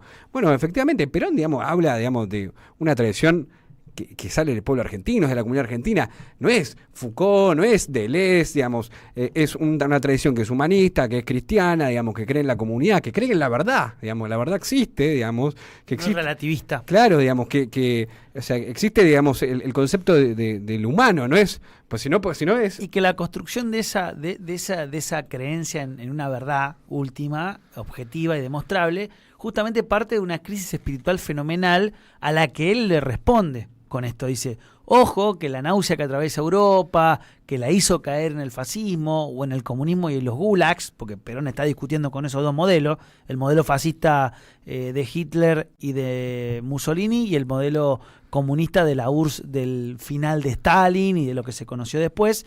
Dice, ojo, que parte de esa crisis espiritual nos trajo estos resultados. Aquí lo que hay que oponerle a esto es, las verdades existen, son estas, la verdad está en el pueblo. Perdón, pero un Sí. segundo. Pero está bueno esto, digamos, que dice compañero, porque fíjate la actualidad, parece como un debate muy intelectual, muy alto, pero la actualidad que es lo de este debate, digamos, la actualidad, digamos, del equilibrio entre los nacionalismos xenófobos a la Europa, o si querés a lo de Trump hoy, tal vez el día de mañana se peronice y cambie su visión y empiece a abrazar a los inmigrantes, no lo sabemos, pero conceptualmente otra tradición, pero también una tradición distinta del progresismo, y eso hay que dar un debate hacia el interior del progresismo, digamos. No quiere decir que el peronismo no tenga su propia tradición con el progresismo respecto a que nosotros estamos a favor, digamos, de que si hay una política económica para las mayorías, el peronismo siempre va a estar a favor, digamos, de dar derechos a cualquier colectivo, digamos, social. Eso no es el problema. El problema es no hacer una política económica para mayorías, digamos, a raíz de los debates de la semana pasada. Mensajes que llegan al 15 32 000 530. Sergio de las Heras, un gran escucha de este programa. Muy buenas tardes, Enrique, compañero de Más o Menos Bien. Trump critica a los mismos de donde salió él, además de llenarse de guita. Excelente fin de semana, nos dice Sergio. No le creo nada. Las revoluciones ¿A siempre... Trump o a nosotros? No, entiendo que a Trump. Las revoluciones siempre están en el pueblo, no los oligarcas. Está bien y coincido y esperemos que se entienda uno dónde quiere ir, pero guarda con esto de las revoluciones siempre están en el pueblo y eso es así. Hay un pueblo trampista, guarda de no ver que Trump no es solamente él. Una figura política es el emergente de una sociedad, vale para Perón y vale para Trump. Después, ¿qué hace uno con eso? Bueno, es otra historia. Ana Casiamani nos celebra por la entrevista que le hicimos a Carlos Bianco hace un ratito y nos manda un video que le agradecemos y se lo vamos a compartir a Ludmila, que hoy anda de trabajo por ahí. Soy Rubén, taxista de Capital, los escucho siempre, gracias por lo que hacen, pero no comparto hegemonizar a Estados Unidos. Hay buena gente a la que tenemos que llegar, no como el payaso presidente actual, No se puede combatir cuando matan a gente inocente. Cada vez que insultamos a Estados Unidos le damos argumentos para la barbarie, aunque en el fondo tengo la misma bronca. Abel de la Ferrer nos dice: hola compa amigos, la División Internacional del Trabajo será reemplazado por las imposiciones de las plataformas laborales, nueva forma de explotación. Me da pie el amigo Abel, a quien le agradecemos el mensaje, porque está la línea que sobrevoló la discusión, que es la línea de Guillermo Moreno. Bueno, esta es la era de los nacionalismos, la era de los países que defienden, que se paran desde sus posiciones y defienden sus propias industrializaciones, sobre todo en los países que pueden hacerlo. Pero está la otra teoría, que es el orden neoliberal murió para dar lugar a lo nuevo. ¿Qué es lo nuevo? Bueno, el tecnocapitalismo, el tecnofeudalismo. Claro, no es que necesariamente una revolución no es que va para adelante. Claro, digamos, el consenso de Washington, la emergencia del neoliberalismo también fue una revolución que terminó con un mundo viejo, el de los estados de bienestar, para dar pie a un mundo nuevo. Horripilante. Bueno, pero no tal vez necesariamente la pero ahí de revolución vuelta, ¿no? Ahí evolución no significa progreso. Pero ahí de vuelta también, volver a las bases, digamos, sobre lo que sobre lo que es la doctrina peronista y la construcción de, no sé, de conceptos teóricos en economía del peronismo. Es decir, por ejemplo, uno piensa en el peronismo histórico, en el primer peronismo histórico, que significó una revolución en términos de la mejora de los derechos de los trabajadores, y uno después piensa en la segunda parte del peronismo, donde Perón, en su concepto de hacer equilibrio, pensó esto de la productividad, el Congreso de la Productividad. Los dos momentos del peronismo, un primer momento de revolucionario en términos de avance sobre los derechos de los trabajadores, mejora para las condiciones laborales, y un segundo donde pensó un problema de estabilización económica y un Congreso de la Productividad. Eso, digamos, histórico, digamos, Perón estaba planteando, cuando uno ve la figura completa, digamos, de ese proceso histórico, es la Argentina en un concepto largo, su productividad, digamos. La economía productiva es la economía es la economía peronista, y esa es la economía que logró mejores momentos para la historia de nuestro pueblo, digamos, la década ganada, digamos, cuando se abrían fábricas, cuando se construían puestos de trabajo. Por supuesto hay un montón de discusiones todavía no saldadas, ¿no? Sobre la puja, sobre la inflación, pero volvamos a ese, el concepto está la Argentina productiva, digamos, la economía productiva. Yo, como para cerrar por ahí mi intervención, yo creo que estamos en la base de este... Y quería que le hicieran mensajes, además. Tecnofeudalismo, sí, por supuesto, los voy a leer. Pero déjeme que diga esto. Creo que estamos avanzando a eso y destacar esto. Evolución no significa progreso. Podemos evolucionar rumbo a peor. Bueno, dicho esto, les quiero decir que está estallado el ¿La canal gente de YouTube. nos ama o nos odia? Yo diría que ni. ¿De qué lado están? Porque dice, Alberto no pegó, ahora sabemos qué hacer, lo estamos viendo. Dice Omar Franco, hay hambre. No me gusta morir de hambre, prefiero morir peleando.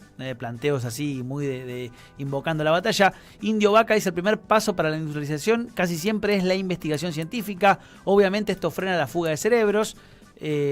Sigue más abajo. Bueno, Verónica está un poco molesta con algunas declaraciones de Carly Bianco. Dice: no es lo que siempre vienen diciendo. Cuestionó el liderazgo de Cristina, porque, bueno, planteaba algo distinto. Por otro lado, también más abajo, Guzbar Cuervo dice: si no tenés problemas, no te niegues a discutir las diferencias. Carly, que bueno, yo creo que las discutió, fue bastante... Se quedaron enganchados con la entrevista. Quedó Me gustó mucho, sí. Acá también Hugo Benítez, movilizado con la entrevista, ¿no? Llama mucho a discutir la interna del peronismo. Totalmente. Y más abajo aparece de las ideas, los planteos de Donald Trump. Nos dice Guzbar Cuervo: Juan Domingo Perón era nacionalista, antiimperialista, nada que ver con el pensamiento de Trump o Estados Unidos y nada que ver con la ex Unión Soviética. Por otra parte, Guzbar también nos recuerda que un 16 de noviembre de 1974 son repatriados los restos de Eva Duarte de Perón después de 19 años. Muy ecléctico. Muy movilizado, ecléctico y efervescente el chat de YouTube. Aparte saltamos de los debates, de las alturas a la interna peronismo. Hemos generado un pequeño debate. Dicho esto, vamos a escuchar un tema musical que seguimos con la temática revolucionaria, porque nosotros consideramos que estamos en tiempos de revolución, que pueden salir para cualquier lado, eso también es cierto, pero vamos a escuchar a Arbolito para la mano. Y esto podría ser directamente para quién nos gobierna.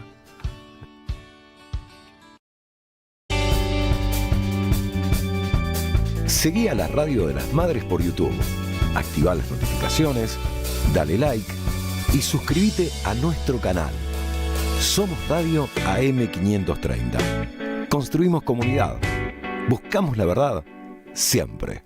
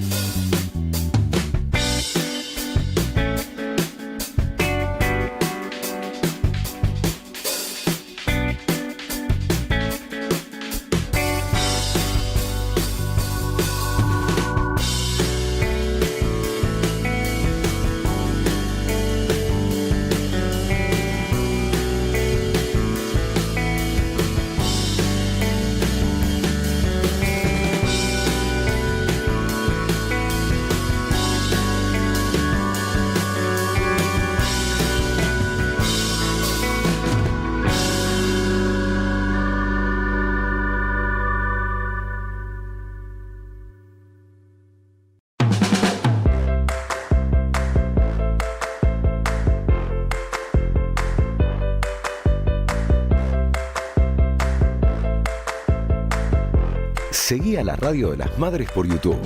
Activá las notificaciones, dale like y suscríbete a nuestro canal. Somos Radio AM530. Construimos comunidad. Buscamos la verdad siempre.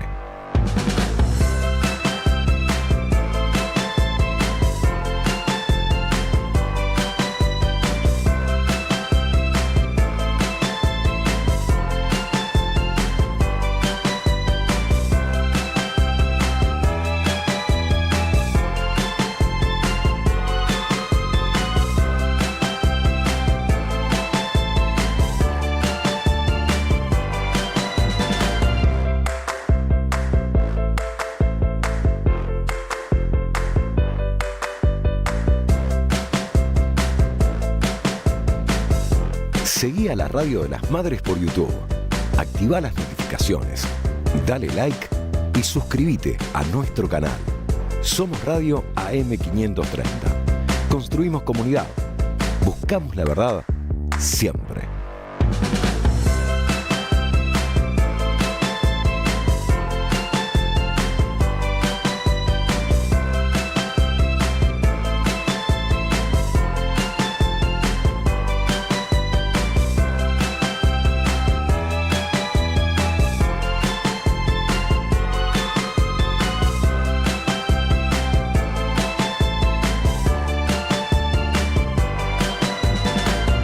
Somos Radio AM530.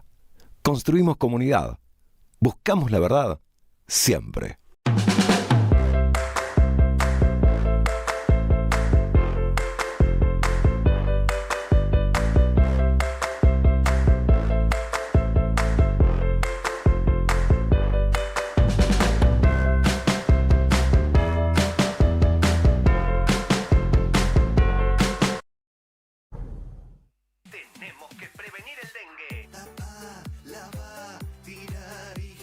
En la provincia de Buenos Aires la prevención es todo el año y ahora también te podés vacunar. Ingresá a gba.gov.ar/dengue y conoce más.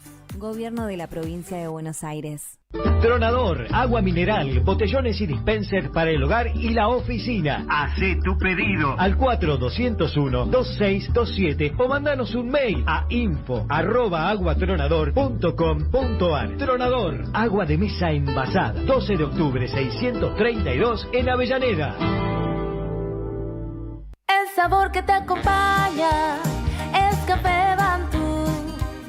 El aroma en la mañana de Café Bantú. Bantú. Voces y cantos, historia y futuro. Lo que fue y será de las Madres de Plaza de Mayo. Hay 30.000 desaparecidos.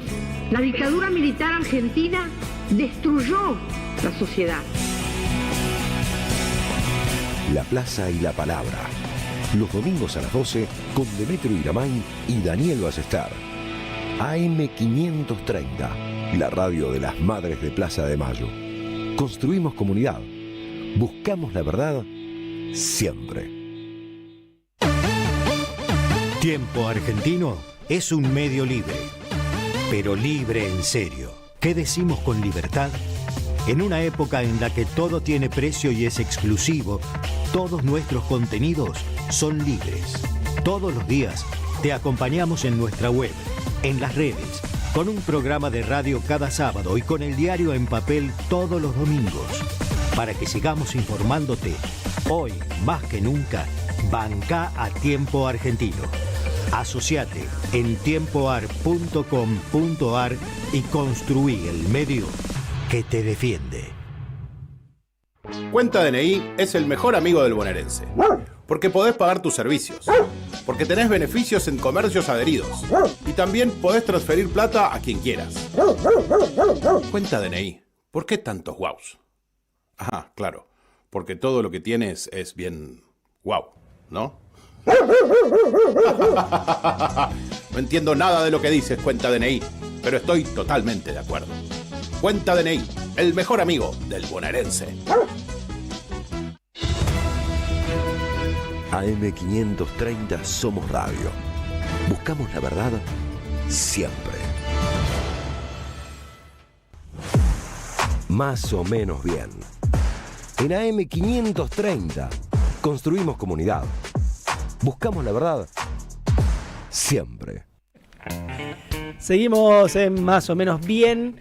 Estamos hasta las 18 horas y vamos a estar charlando ahora mismo con Ricardo Sandoval, que es director de la Tecnicatura de Comunicación Popular de la Universidad Nacional de La Plata. Ricardo, te saluda Enrique de la Calle y equipo de Más o menos bien. ¿Cómo andamos? Hola Enrique, ¿cómo están? ¿Cómo está todo el equipo? Acá estamos más o menos muy bien. Sí, más o menos con mucho calor. Más o menos con mucho calor. Sí, así es. Ricardo, contame que antes vamos a empezar por lo micro y vamos después a lo macro. Se lanzó la Tecnicatura, se abrieron las inscripciones para la Tecnicatura, ¿entiendo bien? Así es, a partir de lo que es el 13 de noviembre, del 11 de noviembre hasta el 13 de diciembre, la Universidad Nacional de La Plata tiene abiertas las inscripciones en todas las carreras, en todas sus unidades académicas, entre ellas la Facultad de Periodismo y Comunicación Social, a donde pertenece nuestra Tecnicatura en Comunicación Popular. Así que también estamos en época de inscripciones. O sea, yo tengo algunos años, no soy un pibe, aunque lo parezca, ¿no? La gente que me ve en YouTube dirá, che, este chico es un adolescente. No lo soy. Yo llegué a fines de los 90 a Buenos Aires a estudiar periodismo, ¿no? Comunicación en la UBA. Era un momento de un boom de la comunicación, un boom de los medios. Entonces, muchísima gente quería hacer algo vinculado con el periodismo o la comunicación. ¿Hoy sigue siendo así? ¿Hoy los chicos siguen, las chicas también, siguen interesados en el tema? Sí, mira, a mí me parece que hoy más que nunca hay una importancia que toma relevancia respecto a pensar la comunicación en todos los ámbitos, sea porque quieras empezar una carrera nueva o porque sos un profesional y estás pensando en que la comunicación puede ser una especialización que le suma a esa profesión que ya ejerces, sobre todo, y ustedes lo hacen en el día a día, en el ejercicio del derecho a la comunicación, pensar cómo construimos los discursos, cómo construimos también, digamos, los contenidos que en el día a día de los grandes medios, pero también en los medios propios que tenemos, en nuestros medios comunitarios, alternativos y populares, esa construcción de la realidad se va haciendo a través de mensajes y nos damos cuenta en el día a día también de la manipulación, la distorsión, las mentiras, las verdades falsas que circulan, nos construyen una realidad a la que sentimos que no nos pertenece y por ende hay muchos jóvenes, adultos también, que están pensando en cómo la comunicación puede ser, digamos, parte de lo que pueden sumar, digamos, a su profesión. Y así nosotros estamos teniendo mucha llegada de parte de personas que van a buscar a nuestras carreras de periodismo un modo de poderse insertar. Te saco un poquito de la tecnicatura, pero te dejo dentro de la universidad, porque la situación que se vive en la universidad es crítica, desde una política determinada por el gobierno de Javier Milei de un ajuste muy fuerte, entre otras cosas, sobre el salario de los trabajadores de la universidad, de los docentes y no docentes. ¿Cuál es la situación hoy de ustedes? Sí, al igual que el resto de las universidades nacionales, la Universidad Nacional de La Plata y todas sus facultades, estamos en un estado de alerta, en una crisis profunda, primero porque hay un desfinanciamiento profundo, digamos, a todos los ámbitos que hacen la vida académica, desde el desfinanciamiento, digamos, de toda la cuestión administrativa y operativa que se necesita para funcionar, pero sobre todo, digamos, que afecta también al salario de las y los docentes y a los no docentes y las no docentes, que son parte también del quehacer universitario, y por ende también eso termina afectando a la construcción de la vida académica de cada una de las y los estudiantes. Es profundamente alarmante lo que nos está pasando en este contexto. Nunca antes se había visto, digamos, una arremetida tan violenta y feroz en contra de un derecho universal como es la educación, y también en este país en donde la educación goza de poder tener esa característica de ser libre, gratuita y calidad.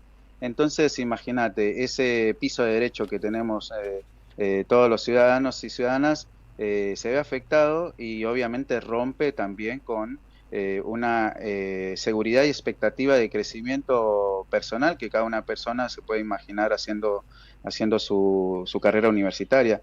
Estamos en constante alerta, estamos en una crisis profunda, lo hemos venido viendo en el conjunto de lo nacional, digamos, y la lucha es federal, ¿no? La salida tiene que ser por el lado de la organización, de lo colectivo.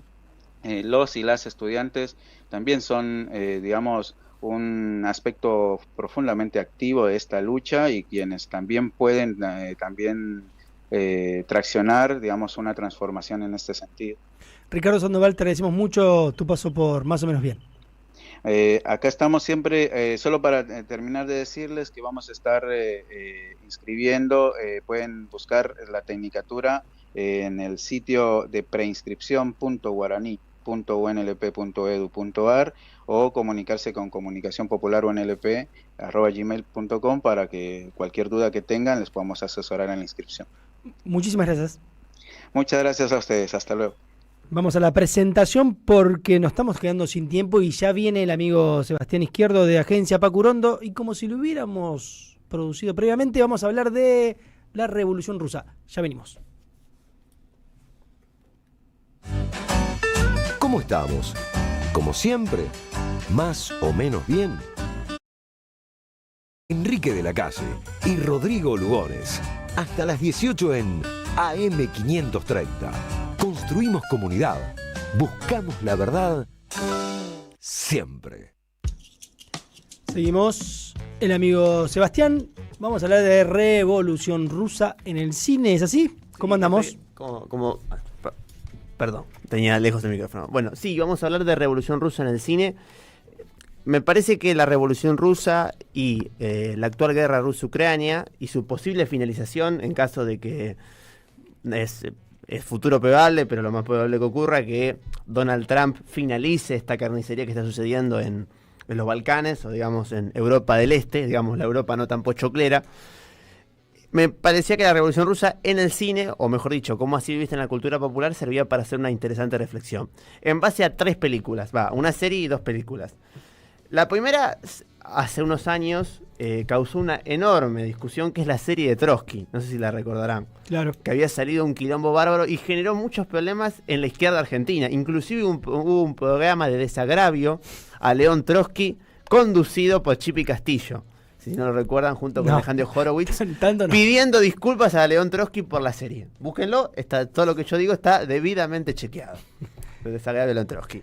La serie, desde el punto de vista histórico, no es que no se basa en hechos reales, se basa en hechos recontra ficticios.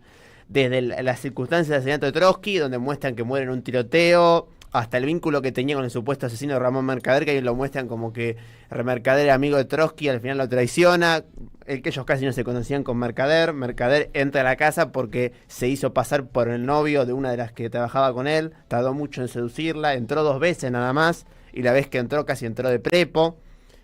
Trotsky se salva cuando el tipo le mete ese hombre entra porque le quiere decir a Trotsky que escribió algo sobre política. Trotsky no le da mucha pelota, él insiste tanto que al final Trotsky lo mete en su habitación, él saca un piolet, que es un martillo chiquito, y le cae el pioletazo en la cabeza. Eso no lo mata a Trotsky, y Trotsky muere por la mala praxis que hay en el Hospital de México, que no tenía los elementos para curarlo. Además, hay toda una trama conspirativa que nunca quedó claro qué pasó, que por qué no se lo pudo tratar en el hospital. Pero en realidad Mercader le pegó un martillazo en la cabeza, mal pegado. Bueno, Mercader no era un espía profesional, sino era un hombre enviado por la Comintern para matarlo, pero que tenía... que había fallado ya varias veces, había intentado entrar con Trotsky de estas maneras y no podía. Quería hablar con la mujer, no pudo, hasta que logró encamarse con una secretaria de Trotsky. Mercader, perdón que interrumpa, asilado en Chile gracias al poeta Pablo Neruda, ¿no? Claro. Nada, un dato. Y que... un facto. Sí.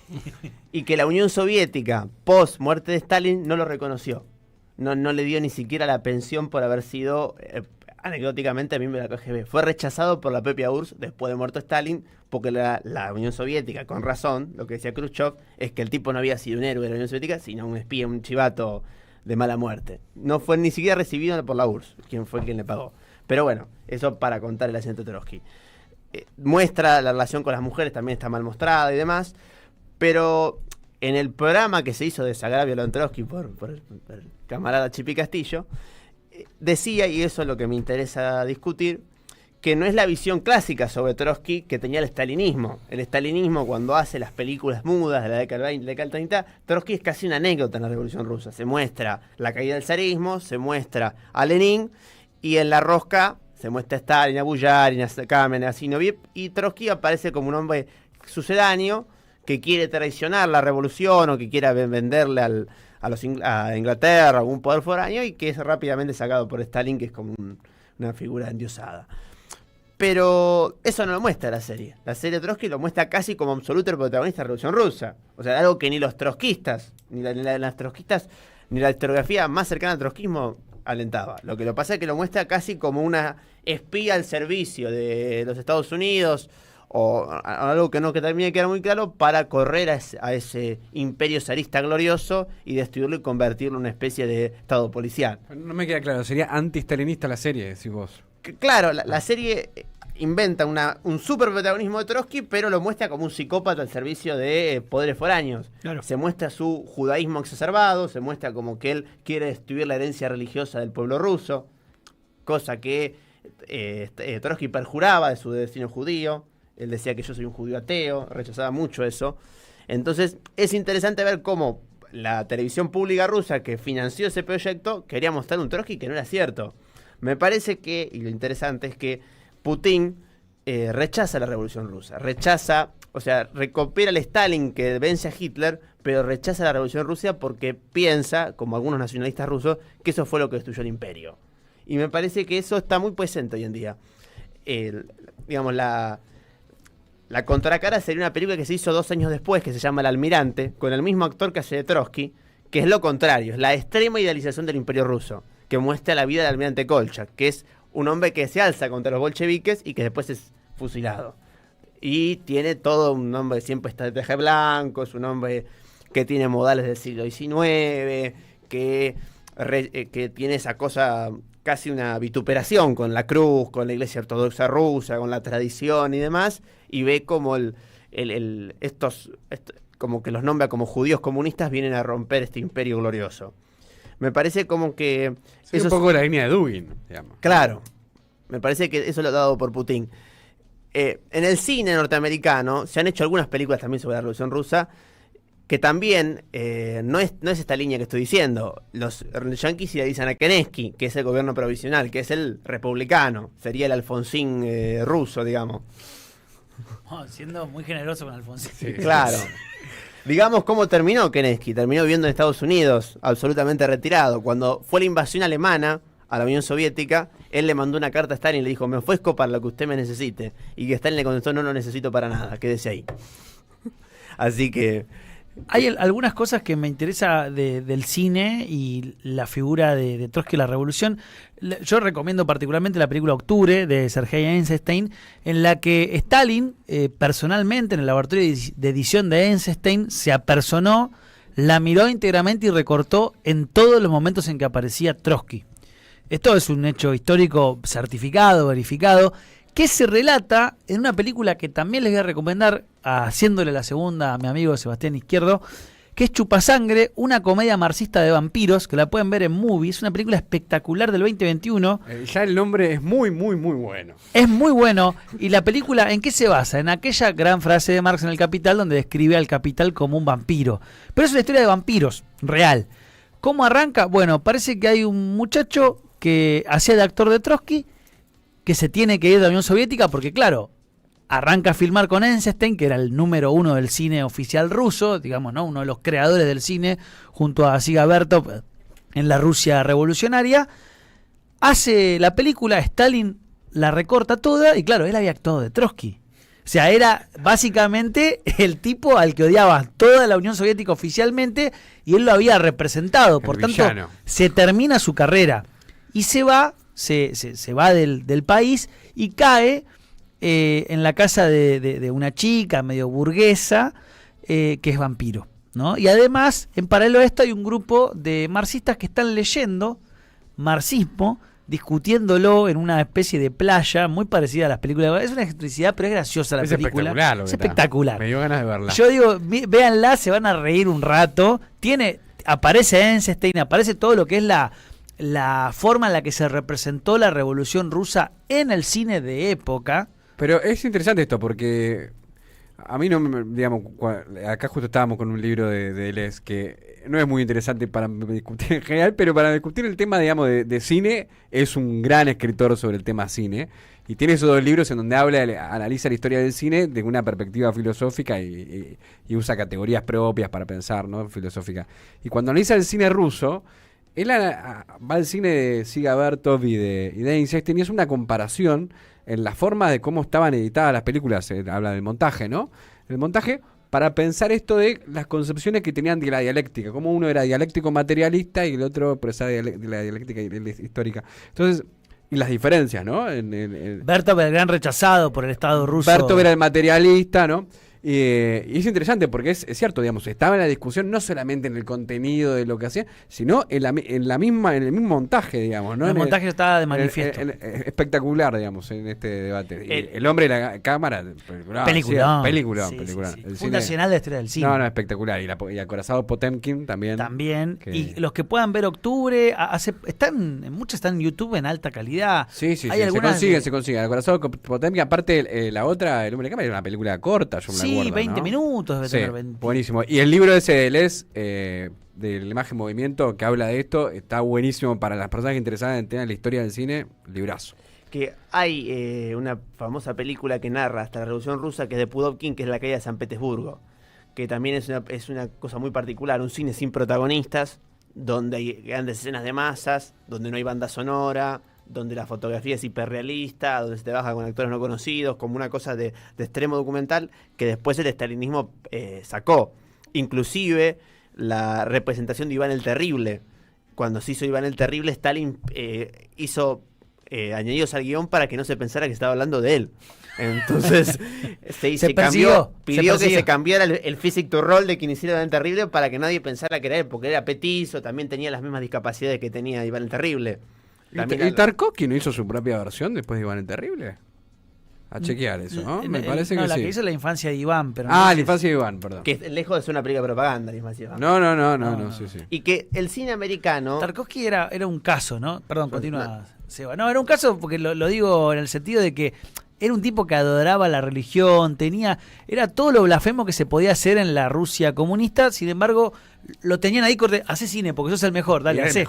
Era como su Leonardo Fabio. Digamos. Habla de Dios, era su Leonardo Fabio, tenía su Perón si fuera el sentimiento, que era, no sé, El espejo. A mí me gusta mucho la primera que hace, El violín y la planadora, que es cortita, es una película casi neorrealista italiana, parece. Pero son buenos los rusos más. No, espectacular. O sea, Sí. te tiene que gustar el cine lento, pero es espectacular. No, claro, es esa onda de cine. Pero bueno. Perdón, Seba, te interrumpo. Digo que el cine americano los Yankees hicieron sus versiones de la Revolución Rusa. No hay que olvidarse ni de Rojos, la de Warren Beatty, ni del Dr. Zhivago. Que es a lo que es lo que el viento se llevó a la guerra civil estadounidense. Para la Revolución Rusa, los Yankees se mandaron todo Zhivago. Una de las más grandes superproducciones que ha dado Hollywood. 2000 extras. De verdad, David Lynch se hizo su propia película, que también es una versión propia de la Revolución Rusa. No se muestran los liderazgos, y ahí lo que se muestra es, digamos, también la idealización de la figura de Kerensky, la idealización de la figura republicana, pero también se muestra el imperio decadente. Como que también en boca del Dr. Zhivago dice, aquí falta la modernización, aquí falta lo que hay en Estados Unidos, digamos, falta la tecnología, la tecné, digamos, que me parece que es lo que está presente es lo mismo que lo que el viento se llevó, digamos, como que vamos a ver algo antiguo que nos salió mal, digamos. Rojo de Warren Beatty también tiene eso. ¿La vieron, Rojo de Warren Beatty? Yo no la vi. Es una película del año 81 que también es la versión fílmica de 10 días que estoy en misión al mundo. También contado en un melodrama. De John Reed, ¿no? Sí. Espectacular. Que también que es un libro también de propaganda, tipo de John Reed. También es un libro... Bueno, es un libro que, no sé si propaganda, registra los momentos con una simpatía. Una simpatía marcada. Ah, sí, pero... Simpatía marcada. Pero también digo, lo que muestra es tiene un estilo de narración muy no ficción, digamos, que narra esos 10 días casi como un protagonista mismo del partido bolchevique, digamos. Tiene algunas cosas que corre o que no, que decide. Y está en situación, ¿no? Él está ahí, está viviendo esa experiencia casi cuando se está produciendo, está narrando en el medio del bolón. A vivo. O sea, pocas veces te pasa que estás, voy a ir a un país y pasa el hecho más importante del siglo. En ese país, en ese momento, a esa hora donde vos estás ahí. Bueno, difícil. No cebarte, no entusiasmarte, digo, ¿no? Porque estás viviendo el hecho más importante del siglo XX, si querés, o uno de los más, para no ser tan rusocentrista. Pero digo, me pongo en el lugar de él, digo, un minuto, vos periodista, Enrique, vos, Azorey. Y de hecho no tiene pretensión teórica el libro, tiene una cosa muy del minuto a minuto, de la anécdota casi, alguna anécdota medio trivial, digamos, que el chabón describe. Que comen y los tipos dejan los revólveres afuera y los chicos juegan con las armas y los tipos se enojan. Tiene como todas esas anécdotas que es muy cinematográfico el libro. Humanas. Claro. Humanizan el relato histórico. Claro. Igual, Beatty, cuando hace la película, el acuerdo que hace con la productora Buscando es que la productora le dijo que no podía mostrar ni a Lenin ni a Trotsky con diálogo. Entonces, la revolución está mostrado, se pone la internacional y se va mostrando de fondo una asamblea donde todos gritan y tiran cosas, o ellos tienen relaciones sexuales con la internacional de fondo, cosas así, digamos, la película. Rusia es el primer país, si no me equivoco, que nacionaliza el cine, que le da un estatuto nacional en la Revolución Rusa, lo digo. Claro, Pudovkin, cuando arranca el siglo XX, Rusia tiene una política de Estado en la que dice, esto va a ser el aparato de comunicación de masas más importante. Tengan en cuenta que en Rusia la población era en su mayoría analfabeta. Entonces, ¿cómo hacemos para explicar a la gente las cosas? Con imágenes. Esta era la reflexión que hacía el PC, en ese momento eran los bolcheviques, ¿no? Hay que tener una visión que también, no adoptar una visión que también se ha importado del trotskismo. No es Stalin que traiciona la revolución. Stalin es criatura de la revolución. Que Stalin es el que garantiza que la revolución triunfe, digamos, manteniendo bien atado el país mediante una persecución atroz, pero es el que mantiene, digamos, el que evita la cantonalización de Rusia, porque muchas nacionalidades dentro de ese imperio se alzan contra el poder central cuando ven que se cae, y Stalin es el que mantiene bien unido al país. Stalin, Lenin y Trotsky hacen parte de un mismo proceso, digamos. Por eso no es revolución traicionada, eso es una tesis del trotskismo. Una tesis partidaria, no es una cuestión historiográfica. No, claro. No. A ver, como todo, acá esto es una discusión política. Igual, ¿no? Como los dirigentes de hoy son dirigentes troquistas. Yo creo que el troquismo, así como lo concebimos, ¿no? Estamos llegando al cierre, por favor. No nos excedamos. La semana que viene, en este programa va en capítulos de una serie, así que la semana que viene podemos dejar acá y seguir en... Pero vos te das cuenta que de todo fue, porque Trump, Rusia... Somos amplios. ¿Stalin traicionó a la revolución o no? Recomiendo, y termino con esto, recomiendo una película que si quieren, que es una película mexicana que muestra el asesinato de Trotsky, pero bastante bien mostrado, es El Elegido, una película mexicana. ¿El Elegido? Sí. Sebastián, muchas gracias por venir. Vamos, tanda, tema, lo que dispongan, tema. Y venimos para el cierre, vamos a leer algunos mensajes, gente que coincide con nuestra línea trampista, gente que no. Todo eso, nos quedan minutos para las 18 horas.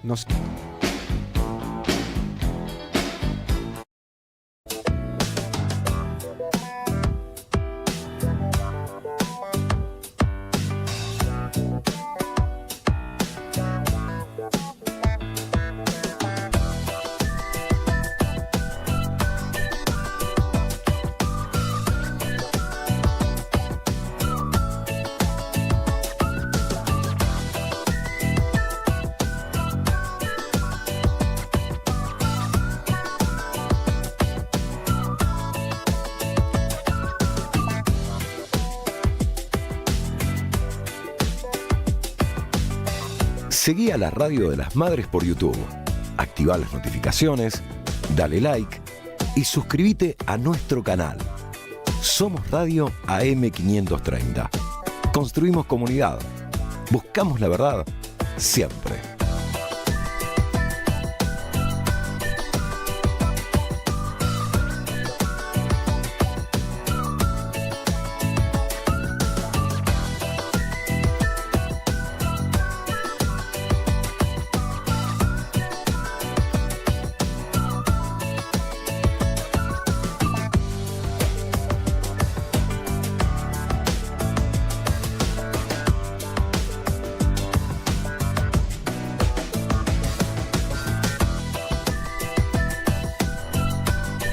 Somos Radio AM530.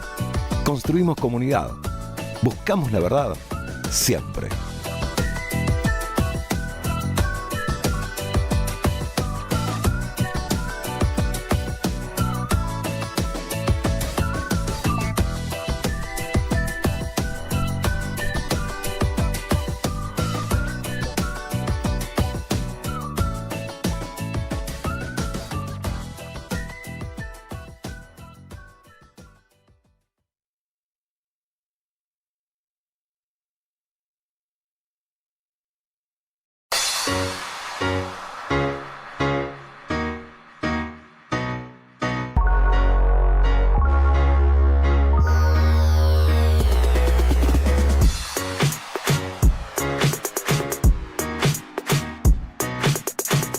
Seguí a la Radio de las Madres por YouTube.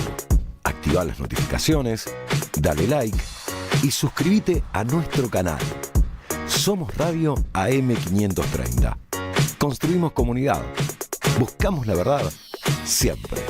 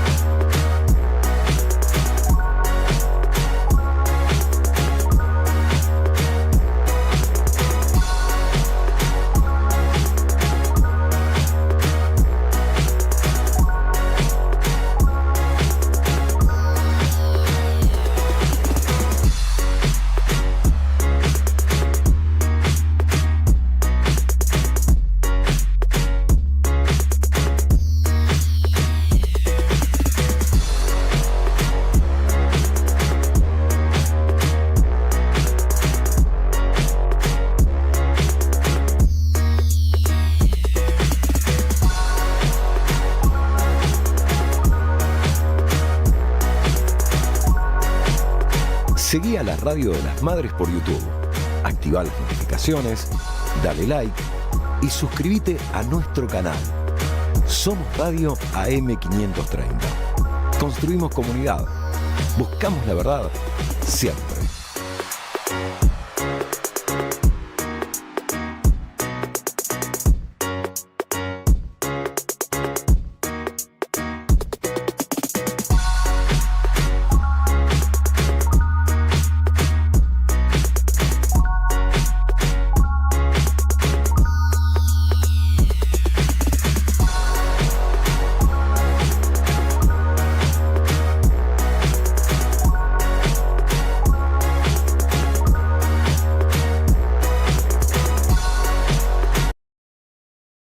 3200 0530.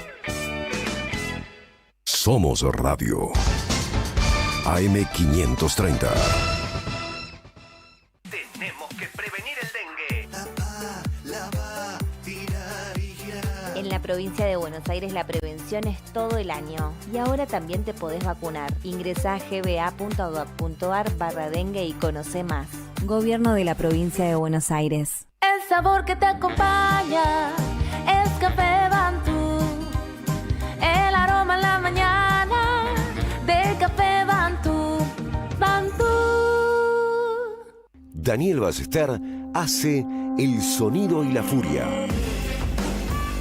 Los sábados y domingos de 1 a 4 de la madrugada por AM530. Somos Radio. Toma aire.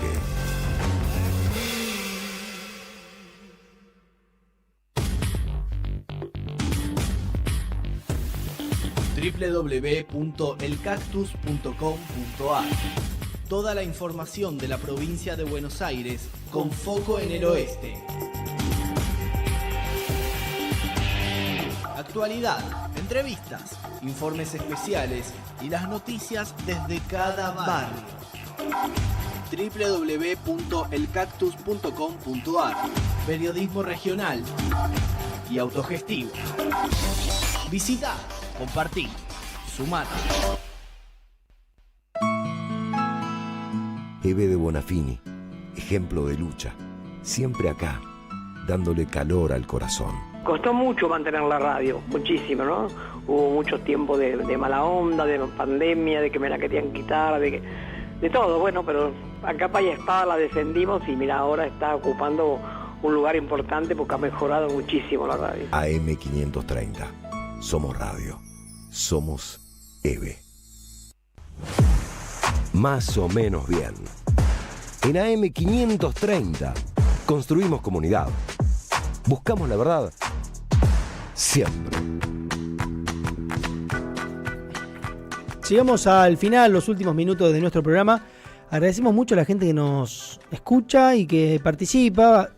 Leemos lo que podemos, pero quería leer a alguien que hablaba parecido a lo que decimos nosotros, así que lo voy a leer para dónde estaba. Carlos de Temperley dice: buenas tardes, absolutamente de acuerdo con lo que dicen sobre Trump. Trump es un verdadero antiglobalista que lucha contra el poder real, el Estado profundo de Estados Unidos, y es por eso que le hicieron fraude en su reelección y lo quisieron asesinar. Es un enemigo de los globalistas, de la industria armamentista. Bueno, es un mensaje largo con muchos elogios para Trump, incluso capaz que más que lo que vertimos nosotros, pero hay muchos mensajes de un lado y del otro. Quería señalar este de Carlos, que es un mensaje muy largo, no lo puedo leer completo, pero te agradezco mucho, le agradecemos mucho a Carlos, a Oscar, a Sergio, a Marcelo de Morón, ¿quién más? A un compañero que nos escribe sobre Uruguay, se viene la segunda vuelta en Uruguay y pide que los uruguayos que viven en Argentina voten, vayan a votar, que va a estar muy pareja, me parece, la elección uruguaya. Así que estamos llegando al final. Tienen un minuto, pero reloj, un minuto cada uno para decir lo último que tengan para decir. Pueden hablar de Stalin, de Trump, de Lenin, de la NEP. Muy debatido muy contento de que me hayan visto. Debatido al aire y afuera del aire. No, más debatido afuera del aire. Sí, afuera del aire es tremendo lo que se debate. De hecho, ahora a la salida nos vamos a agarrar a piñas. No tuvimos tiempo para desarrollar, porque estoy medio conmocionado con la derrota de Mike Tyson. Contra el polaco. Contra el polaco peleó. En el último minuto del programa no vas a abrir el debate sobre... Porque eso da para una columna de 45 minutos. ¿Qué pasó? Me siento como en ¿Cómo lo quiero a Mike Tyson? Yo también me quiero... Estoy dolido. Es un tipo grande. Me quedé hasta las 2 de la mañana para ver la pelea, no se podía mover, tenía todas las rodillas rotas, pobre Mike, me rompió el corazón. A Sorey, quiero mandarle un beso grande a Ludmila, que está volviendo a Buenos Aires. Está bien, un poco trabajo. Un poco de pollerudo necesitamos, porque este programa fue muy machirulo. De hecho, somos todos varones de este lado. Nos faltó la perspectiva de Ludmila. Nos faltó la perspectiva de género. Y también un abrazo grande para Gustavo y para Viviana, que siempre nos escuchan. Bueno, ¿sí? Mandados. Agradecemos a Sebastián Mociola. ¿Mociola o Mocciola? Mociola. Porque ya estuve con Flor diciéndole mal durante un año. No quiero insistir en el error. Vicente Castro, no sé si anda por ahí. Ah, está ahí. Un gaguista de la primera hora, como soy yo. El señor Agustín Mina en la producción, posiblemente de los mejores productores que tiene hoy la radio en Argentina. Debe haber 3 o 4 buenos. Para vos, Aptra, que estás escuchando.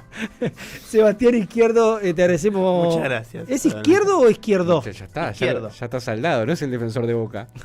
Soy hincha de River, Claro, por él es favor. hincha de River. Se lo confunde con el Y hincha por de algún Boca. motivo no van a traer más colores de River como trajeron hasta hace unas semanas. La próxima vez venimos los dos con la camiseta de River. Claro. La compañía que es hincha de Gimnasia de la Plata, ¿o no? Sí, parece que sí. A ver, para que llega. Último mensaje, leemos, a ver si alguien. Tiene que decir algo muy. Esperemos. Perdón. Dale, diga. Hablando, ya que estábamos hablando de Stalin y demás. Hay un mito, no sé si es cierto o no, que lo encontré en internet.